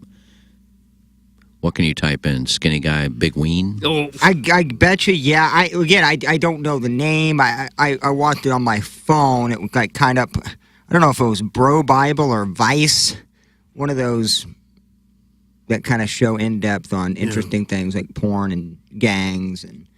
But yeah, I thought it was interesting that a guy that's my size had such a successful, and I think it was 216 women he has laid in his career. Well, we'll certainly keep an eye out for that. Yeah. Thanks, Doug. That. Just another fun little weekend. Yeah, a lot of shows out there. A lot of them out there. And it's nice that we can bring some reviews to some of the listeners. Doug, this gentleman didn't have a chance to watch this documentary this weekend because he had a bachelor party in Las Vegas. He thought he was out there with his friends for a celebration before he gets married. But then somebody needed to go to TikTok to talk about what she saw and to notify his fiance that he was up to no good. Oh, no. And it's become a whole thing. I think it's been viewed, hundreds of thousands of times over the weekend on the TikTok tweets. Here it is, Doug, this lady has caused a problem for a gentleman by the name of Matt Adams. Not our Matt Adams. Not that Matt Adams. If your fiance just went on his bachelor trip to Las Vegas and was at the MGM Wet Republic pool yesterday, Sunday, March 9th, he cheated on you. And also, I went to test the waters because I wanted to find out his Instagram so that I could DM you. And so I went over and I just said, like, hi, like, where are you from, whatever. And he was super flirty and didn't. And I said, oh, are you the one getting married? And he said, supposedly, something like that. Their entire group was wearing pink hats. And I have his Instagram. I don't want to, like, out him in case I get, like, sued or I don't know. But if you think that this could be you, message me or comment and I'll send you his Instagram and you can tell me. Yeah, that's all. His name rhymes with Cat Sadams. So. Stop it, Karen. But I don't want to out him. On you. I don't want to out him. Oh. That's why bachelor parties in Vegas are just like nightmare fuel, man. Yeah. I mean, if you're really excited about getting married, though, are you really out there flirting and trying to pick up other women? It's the last time you're ever going to get strange. I get like those days should have already passed. I ain't not married yet. Yeah, but well, if you're engaged, if you're with one person, you've already made that commitment. I wouldn't do it. I'd go out and have a nice dinner with my friends. And this poor girl has to deal with this in the public spotlight. Yeah. Who are you to out anybody? What were you doing there? Come on. Good for her. I see how much D you got. I respect that. If my girl's doing that, I want the same respect level shown to people who tell me. Don't you think you could do that in Vegas probably every weekend, though? To somebody? Oh, you could have, yeah. If you she probably has. That's probably not her first time. I don't think she's the problem. I think the dude got a situation. Yeah. That marriage wasn't going to last anyway, so that girl may have saved a lot of money, time, and... Could be. I mean... Well, you don't know that. The girl may have said, go out and do what you want to do. It's going to be your last time, so I don't care if you have any strange women. Just get out of your system. You don't know that. You Out of could have said that. 10,000 How many women girls, say there is that? a half of one that would say that Yeah. or do that. Well, that or could have been the believe half of that. one. And this girl's busybody. It's none of your business what people are doing out there. Yeah. Well, I don't. Just go enjoy your time in Vegas. I think she's out of place posting that. But the I think guy's I'm with also you, too, the on guy's it. also performing horribly by running around looking for other women at his bachelor party. She could have done this incognito as well. If she had his name and Instagram, that's all you need. You can find out his whole life basically upon that. Pictures, friends, or dating somebody that's friends with his fiance. Like, it's easy to find. So I don't know if you needed to post the TikTok video. But we don't really know for sure who it is because his name only rhymes with Cat Saddams. Yeah, it could be Smat Chathams. It could easily be. Oh, she got what she wanted. She outed the guy, and she got a lot of likes. So. She did get a lot of likes. Again, I'm not defending the guy. I think you go to Vegas for a bachelor party. Like why Devers, my boy Matty Drez, wants me to go to Vegas, and I don't know if I'm interested. Has this girl got a name? Doug? I don't know. What it even rhymes with. She put her name out there? Is it possible that this is also all made up? Probably not. This one seems there real. isn't really a bad guy, but she just thought it would be a funny post to say about somebody. The fiance was tagged in the post. Yeah, this would be How would she know who the fiance was? Well, she said she went and got her Instagram. Yeah, she went Or and- that guy's Instagram. Yeah, introduced herself, got his name and Instagram information. Yeah, but she didn't want to out him. What's her name? I think I'm just going to follow her around for a Okay, week. no, Do you know don't her stay name? out of this. Well, I mean, if she Stay posts, out of it. if she posted on her Instagram, I'm sure her name's on there.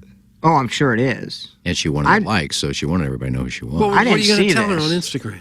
I'm just going to go follow her around for a week and You're not either. jot down everything she's done. You're not going to follow her around. If somebody wants to pay for it, I will. You'd leave St. Louis, leave the show, Yeah, be like- and go and stalk this woman. It'd be a show segment. It would be a way to get in prison by stalking someone. Well, she did it. No, she was just at the hotel. Well, I'm going to be where she is. But she's probably not always at the hotel.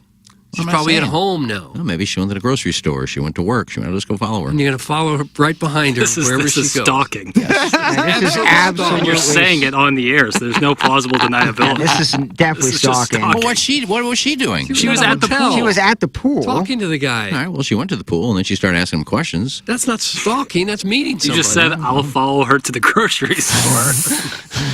It's going to be tough in a court of law to say I didn't do Yeah, Grocery I'll store's try to delete this, Iggy, but we do A have. grocery store is a public place. I can go in the grocery store. Yeah, but you can't stalk someone. I'm not at the stalking. grocery I'm just store. happen to be following her. But you're also going to the That would be a Walgreens great- afterwards, and then right I'm behind not doing anything all wrong. the way home. Stalking is that I'm trying to meet her. I'm just going to follow her around and jot down what she's doing. I think that's. I would like to see Iggy on the stand, and the defense asking him a question goes, Mm-hmm. "Well, I'm I was following her, I'm but like I a wasn't." private investigator. And they're going to say, "What did she do to you exactly?" No, but she did something to another guy, which I thought was out of line. Maybe she did. I mean, maybe she I mean, did. you We don't just know. read what she did. I know, but you don't have absolute proof. You didn't see it. Wouldn't it be best just to stay out of it? Well, she should have stayed out of it. A little dose of your own medicine. Oh gosh, this is kind of vigilante justice. I'm not going to out her, but her name rhymes with Sam Pilson. Nice, Pam Pam Wilson. Dilson. Okay.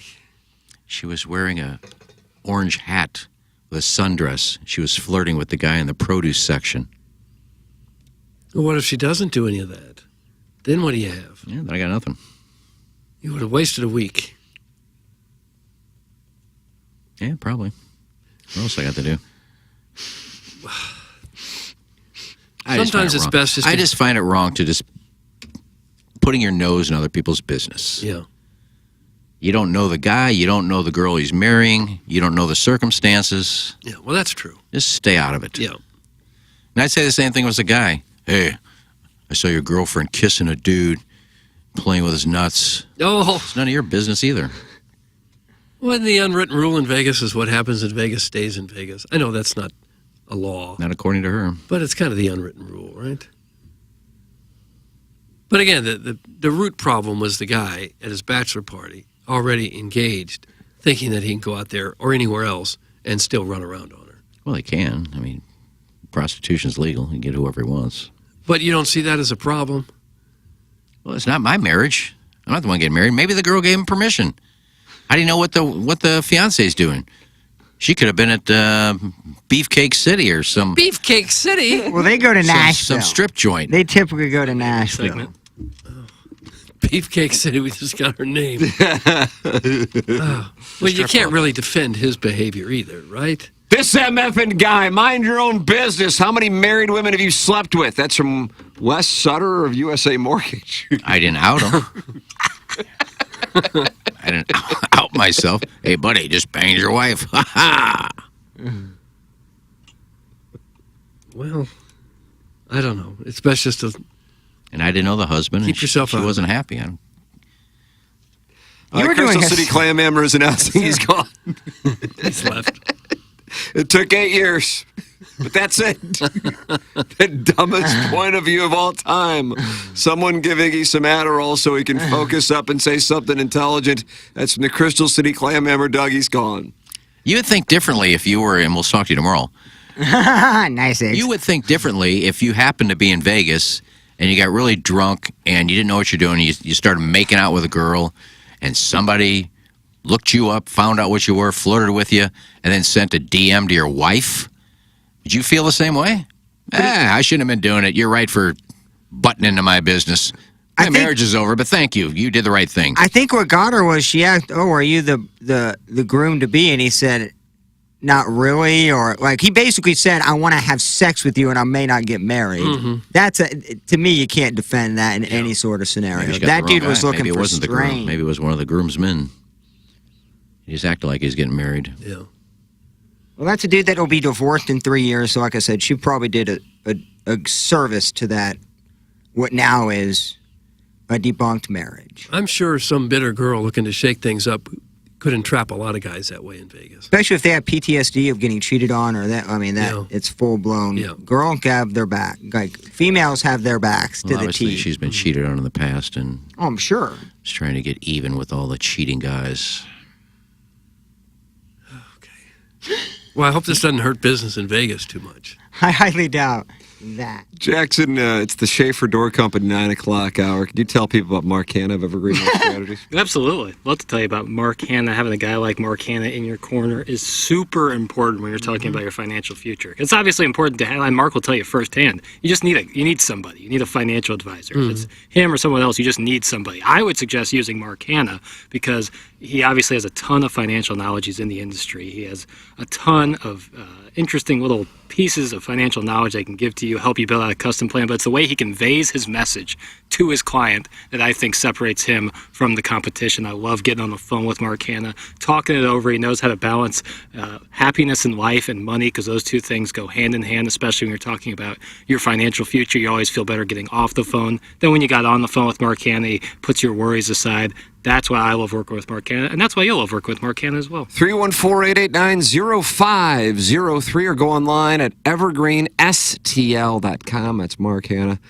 Evergreen Wealth Strategies. It's the Schaefer Door Company 9 o'clock hour. I was receiving DMs this weekend from people asking for the number because their spring and their garage door broke. Had 2 different ones, Doug. How about that? There was a text this morning about it as well. Oh, is that right? That stuff happens. Focus on working with our clients, support the sponsors, and Schaefer Door Company is a brand new one here on TMA, sponsor of the 9 o'clock hour. It is SchaeferDoor.com, SchaeferDoor.com, SchaeferDoor.com. And the best way to get the quickest service is to call or text 636-782-3608. 636-782-3608. That number is specific for our audience. 636-782-3608. They service all kinds of garage doors for both service and new installations, and they service commercial doors as well. If you run a business or warehouse with big, tall doors, Schaefer is experienced in these types of jobs. It's Schaefer Door Company. Online, it's SchaeferDoorCompany.com. Best to call or text 636-782-3608. Schaefer Door Company, sponsor of our 7 o'clock hour, and also something you should probably... And don't forget this, Schaefer Doors, a Cloplay Master Authorized That's dealer. exactly right. Cloplay, Master Authorized Dealer. Schaefer Door, sponsor of the 9 o'clock hour. Debunked marriage, is that a thing? That's from Vince Vaughn's Entrails. Probably not, but it happened. I said it. But nonetheless, my statement still stands. I think maybe she did a service to this marriage. You know, why bring a kid into that? Why, you know what I mean? Like, I mean, you may just save their life. There are probably a lot of guys, though, that had a little too much fun on a bachelor party or right before they got married and still made good husbands and fathers. I think I would agree with you there, Doug. But the percentage is somewhat small, but I think probably so. That's why I just want to golf in Michigan and just get high. What? That's kind of my That's all you want to do? Striking. I think that's all I want to do. Maybe some, maybe just, maybe trip on some shrooms, just enjoy nature. I don't know what I want to do, but I know I don't want to be around 50,000 people and a bunch of strippers. So I may, This just is for your kind bachelor of party we're talking about, not life in general. I think life in general as well, but just my bachelor party specifically. Because Madison picked out her bachelorette party. I think they're going to do Denver. Yep, which I respect. I love all her friends. I know them very well. And Will you want part of your posse to go trail her to make sure that she behaves out in Denver? Yeah, PIs? No. I trust her. She definitely trusts me. I gotta tell you, I don't even know how somebody would cheat in 2024. Like, let me put it this way. Of course you can. Probably is easier for the hookup to take place because of DMs. But, like, there's no way that you can't get caught. At least I would think. Maybe I'm naive. By the way. Or would you say by the by? By the by. I never say by the by. Like, there's cameras everywhere. Yeah. These phones, these are vaults. You can go back and get crap from before you even had the phone. It's all stored in the cloud. Mm-hmm. Oh, yeah. If you I guys had an attorney friend of mine say, text like you expect it to be read because it either is being read or could be at some point. Right. And if you guys are sharing a phone plan, you guys both have access. I'm talking, you can get database of fax printouts of text from 8 months ago. It's really... And also location, like me and Madison only keep our locations on. We don't like stalk each other, but when you turn your location off, you don't accidentally turn your location off, by the way. You have to do that on purpose, and you cheating, dog. You turn your location off, you cheating. Where do you even turn your location on? I don't even know if mine's on. I think it still pings. Your phone will still ping on it, whether your location services are on and off. I don't know about that, but I just know, like, if you turn your location off, what's the defense of that? My location essentially is always my basement. But let me, where's got a burner phone. Ray King. Mm-hmm. So you can, with location, you can see exactly where but the person is. where's the setting? So typically... Talking iPhones here for the record. Yeah, that's a good question. I just always keep mine on, so I don't know exactly how to turn it off. Like I'm in general now. It's under privacy. Okay. But if you have a burner Privacy phone, and your wife security. can't find. Iggy where did bring you are up a great point. That burner phone is probably, see location services on. And when you turn that off, good luck. Well, don't you have to have that? You think there's a hooer situation then? Oh, 100%. Is If that you turn right? that off, it's over. Privacy and security. You don't even need proof. Yeah, my location service are on. Yeah, mine too. You have to have them on, like for Google Maps and things like that. But the individual you're texting, like me, you can have your location off, I think, for individual people, if I'm not mistaken. And different apps, apps are different than your actual location. So I have Find My iPhone on, my location, this device, share my location. So does that mean I'm sharing it with my wife? Not necessarily. You can pick and choose who you share your location with. But if your location services are on, like you want to use it for driving and getting directions, you have to have those on. How do you share it? You can do that in your settings and your contacts. All right. Yeah, if you just go to Doug, do you want to know where I am at all times? Absolutely. So I'll go. Absolutely. See, I'll go to Madison, and look, she's currently driving to work right now. Yeah. So specific people. Is traffic? Oh, it looks like she's making great time. All right, good for her. Nice, real nice. So you can. That stuff has been a great boon to law enforcement. It's 100% When people say, amazing. no, I was never Right, there. that's No. what I'm saying. You can't. I don't know how you would do it. Let me put it that way. Listen, I'm sure there are plenty of people in the audience who are carrying on whatever's, and hey, God bless. But I don't even know. Like if you were to get nabbed, Doug, by your significant other, or if you're going through a divorce and you tried to act like it was just what do they say, irreconcilable differences. Right. But it was really because you were chasing strange or strange stick. Mm-hmm. Well, then that all goes That all goes to the attorneys and discovery. I read about a local murder case where the guy turned off all of his phones. Oh, is that right? And the FBI came in and got his truck, and the truck tells you everywhere you've been to. Hell yeah. There's a computer in the truck that does the same thing your iPhone does. So just because you think your iPhone's not going to turn you in, your car is going to too. I love Madison. I would never even think about it, but it just sounds exhausting just to even think about doing that. Burner phones and locations of God. Screw Where do you that, even get a burner phone? Is that the phones that like Cricket Walmart Wireless? sells? Is it Cricket? Yeah. Is it Cricket? Cricket. Is that their slogan? Come get your burner phone. Dude, I bet you they're the first $1 billion burner phone corporation. It's like they make a killing, dude. Push to talk. You get just those. a second phone. I mean, you're not hiding from the cops. You're hiding from your wife. Is that their slogan? Okay, Iggy needs to be in the marketing campaign for Cricket because I think you have reached that market. But if you go through Verizon or something, the records are still going to be there. It's all there. You can pull up pictures from years Yeah, but ago. your wife doesn't have Pull your up phone texts to from check years your ago. pings or check where your location is. Yeah, Cricket Liar. And she can't just go into AT&T. I think my husband's cheating. I need to see his phone records. I don't You're know not how going to that give him would to a work. wife. Dude, Cricket Wireless only had 200 employees and they're worth $1.9 billion. Boom. It's a nice business model. And it's all for drug dealers and what cheaters. it is? Probably 80%, I would think. Hell yeah. A phone you can just break and get rid of and then activate a new one? Who does that nowadays? Maybe 15, 20 years ago. But now who... Well, is it much cheaper? It must be. I mean, you do month to Like month. if you could get a phone for $20 or $30 a month, that would make financial sense to a lot of people. And if you have minutes, that's another weird thing. You have have an affair, 120 you have an minutes. affair in the office. You're in the break room. Motel 6 o'clock. Yes, nobody's going to find out. But what if you have the phone tracing the location, and then you see that in your car your significant other is at the Motel 6? Burner phone. Burner phone, Doug. So where does the real phone go? Leave it at the office. You leave it at the office? Yeah. Where did the burner phone go post, though? In the sewer. It's like the wire. You just step on it and throw it in the sewer. Oh, man. I mean, if you're going to go to all that trouble, you don't want to get caught. There's ways of doing it. All right, Doug. Yeah, we need a support I'm going, pack on honey, that. I'm going, I have to go to the office, finish some work up. How do you communicate with the person? Via the burner?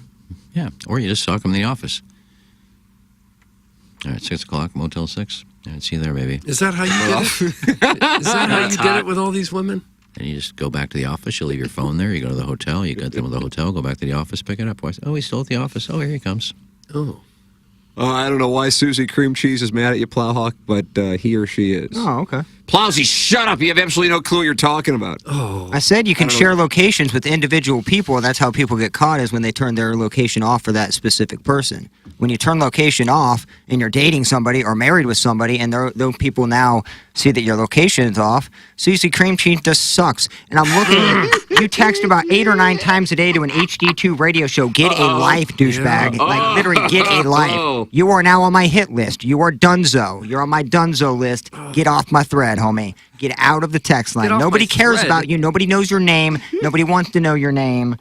I was right the entire time. I said turning off individual locations is how you get caught cheating without getting caught. It just Erica's- showcases that you don't want people to know where you're at. You don't want your wife or spouse or significant other. Like when your kids clear the history of their browsing history. Yeah, when they don't have anything searched for the last 2 days, that's a problem.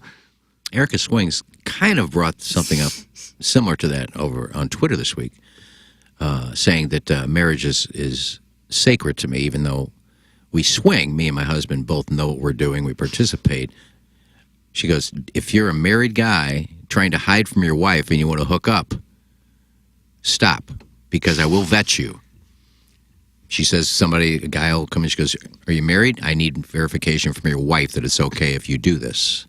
She says a lot of guys are trying to cheat on their wives with me to come over and do content, and she won't do it with a married guy. You know what they can tell is also the indention on your finger as well as the tan line on your wow. finger from Is the that right? ring. Yep. Tidbit, boys. Yeah. This I is said a lot of it was- inside information. Now you we're need a getting. spray tan after you throw away your Cricket Wireless phone. I told her I'm just a single cuck, no vetting and needed with me. Did that get you in? Oh, she liked it. Nice. Things are happening. Doug, it's time for the Design Air Heating and Cooling Email of the Day! Boy, big day. Jackson, big day? Yeah, I even had to get out some others that probably were deserving. I've been nominated to speak for a lot of listeners, and you can tell everybody this is Tim's song. It may be quite simple, but now that it's done, I hope you don't mind that I put down in words how wonderful life is while Tim's in the world. This email is about the dream I had last night. It was super cool. Tim and I were buddies. He was super rad Ren McCormick, and I was his country bumpkin buddy Willard. The TMA dance was becoming a bit of a dud, at least until we took it up a notch. Secretly, Tim had taught me how to dance. He made a passionate speech about how it was our time to dance, and it was on. Then here came the elusive Misty Plops in a Kenny Loggins mask to hide his identity, singing Footloose. Tim and I got out there, on the dance floor. When Tim spun around in his red jacket, the crowd went bonkers. Then all of a sudden, everybody else in the Mound City mysteriously knew how to dance. Dave with the cauliflower ear started doing the robot. Lefty Jacksmere started moonwalking. Nina M. Lask started breakdancing. Danny Packer did a darn backflip. Just when it started to get magical, here came Reverend Shaw, wearing just about the tightest khakis seen by man. We all thought he was going to shut us down, but the music had done something to him. He was sporting some really solid wood. Oh. Somebody had to do something, and that somebody was me. I acted like I'd accidentally dropped my cowboy hat and bent over to pick it up. Well, that pretty boy took the bait. He sternly yanked down my blue jeans and took me from behind with his massive mallet pant putter. Oh. With that fat head and large sweet spot stretching me to kingdom come. That's from Patton, and his last name's Myaz. Pat Myaz. Myaz is how you pronounce it. Let's talk about the golf swing. Imagine your club as a naughty partner. You got to take control, show it who's boss. Start by rubbing your hand up and down the shaft just to get it warmed up. Grip it like you mean it, but don't strangle the life out of it. A light choking will do. Address the ball and think of it as a wild rendezvous. You're not asking permission, you're demanding attention. Drop that shoulder like you're leaning in for a kiss. Don't be shy. Give it a little hip action. Show your balls that you mean business. It ain't about looking pretty. It's about keeping your balls from not getting wet and try to stay out of the mud. Now, go out there and swing like you've never swung before. That's Kay from Southtown. Kay from Southtown. I think it's necessary to recognize greatness when we see it. I was podcasting last week's episodes, and Iggy needs a raise for referring to Tim's Donuts with Dad as Daddy's Donuts. I don't care if this is a bit or not. Pure comedy gold. Iggy, you are simply the master of talk radio. Some Boner McShoe. Boner McShoe. Thanks, Boner. He's new. Fun text. Here's our guy who was on a heater until the streak was stopped. Hey guys, want to know how to bring a heartfelt conversation about honoring American heroes like doctors who performed a life-saving procedure and firefighters who bravely pulled families from burning buildings to a devastatingly and mind-numbing screeching halt? Well, hold on. Let me check my phone because I want to get this Netflix documentary's name right. That wasn't even tied into that. Scotty something. Well, Walter Pigeon. Something about gays and bisexuals in Hollywood at a gas station. Again, I want to make sure I get this right. It's like he's actively trying at this point to completely kill off the show that has paid him $400 a month stipend to support his OnlyFans leaks addiction and has desired to, for some reason, pay for dueling Amazon accounts.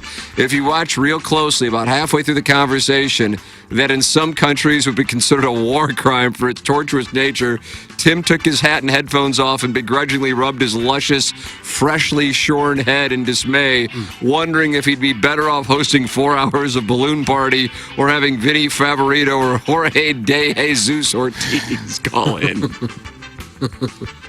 Save me a spot in the fan page club championship, please. I'm not on the fan page. People are on their phones too much. Everywhere I go, like my house or the store, my house.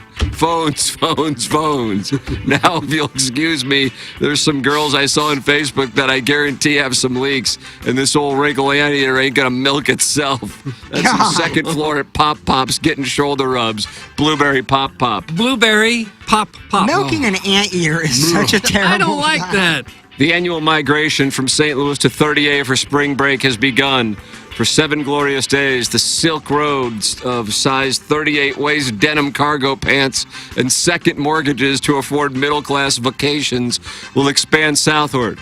If you listen closely, you can hear the jangle of public school parents like Mr. Licks loading up his leased pre-owned Ford Explorer Sport with friends and family as they descend on Florida. The cool moms from mid-tier private schools will be sipping from their oversized water bottles and rocking their bedazzled mama bear hats, chomping at the bit to escape the hell of being married to a junior financial advisor who drags her to Rotary events at the Ladue Mr. Good Sense 3 days a week. What's going on at the Ladue Mr. I don't Good know. I Sense? never heard of it. Still around? For 1 full week, the homely-looking moms get to let their freak flags fly as they dabble in anal nitrates and the soft touch of someone who doesn't wear Hey Dude slip-on shoes. Meanwhile, the Mr. Lickses of the world will overdraft their preloaded Visa checking accounts, picking up the tab at Harpoon Harry's and Spinnaker's Beach Club to look cool in front of people who couldn't find our quaint little landlocked state on a map if given 49 tries. Thanks, that's from Cal May's oversized t-shirt. Here's a Facebook memory I shared 20 years ago, which is a photo of my best buddy, Kirk Reeder, who pitched for the San Francisco Giants, and I in the dugout at Busch Stadium in St. Louis. Cal May's oversized t-shirt. I've seen that one before. And finally, Sadie Hawkins, Doug, the doggies scored in stoppage time to earn a draw in Austin. The Blues were shut out 4-0 by the Rangers at MSG. Mizzou Hoops lost their 18th game in a row. The Billikens somehow won at St. Bonaventure to finish tied for 13th in the A-10. At the Oscars, John Mulaney recapped Field of Dreams apropos of nothing while Al Pacino stumbled through the announcement for Best Picture. But I think the lead is that Iggy didn't masturbate this weekend because he was too busy posting 40-year-old Speedo pics and watching a documentary about Scotty Bowers, who procured gay prostitutes for closeted Hollywood stars many, many years ago. Today's show is sponsored by the Westport Red Roof Inn across from Hooters. When you need your daughter's freeloading boyfriend out of your house so you can put it on market, or maybe you're looking for a parking lot to deal some crystal meth, this is your spot. That's from Buck Swope. Oh, Buck And that's Swope. what we have for the Design Air Heating and Excellent Cooling email of the day. What you got? Well, I like Buck Swope. I thought he had a nice little email, but I'm going to go with Blueberry Pop Pop. I thought he was the best again. I like the anti. I mean, for as many God, emails we so had, funny. I mean, none of them were any good. Oh, come on. I guess Cal May's oversized shirt. Congratulations to Blueberry Pop Pop. okay. He has taken a 6-1 lead. Jackson and I have taken a lead, too, because we're about to go do Balloon Party on 101 ESPN. Switch your YouTube channel over to the 101 ESPN channel and talk it over in the 101 ESPN Balloon Party chat. Time for us to shut it down. For the Plowhawk, for Action Jackson, for Kenneth, thank you, from my brother Kevin, some monitor, the student. Morning After, presented to you by Brent Kruger.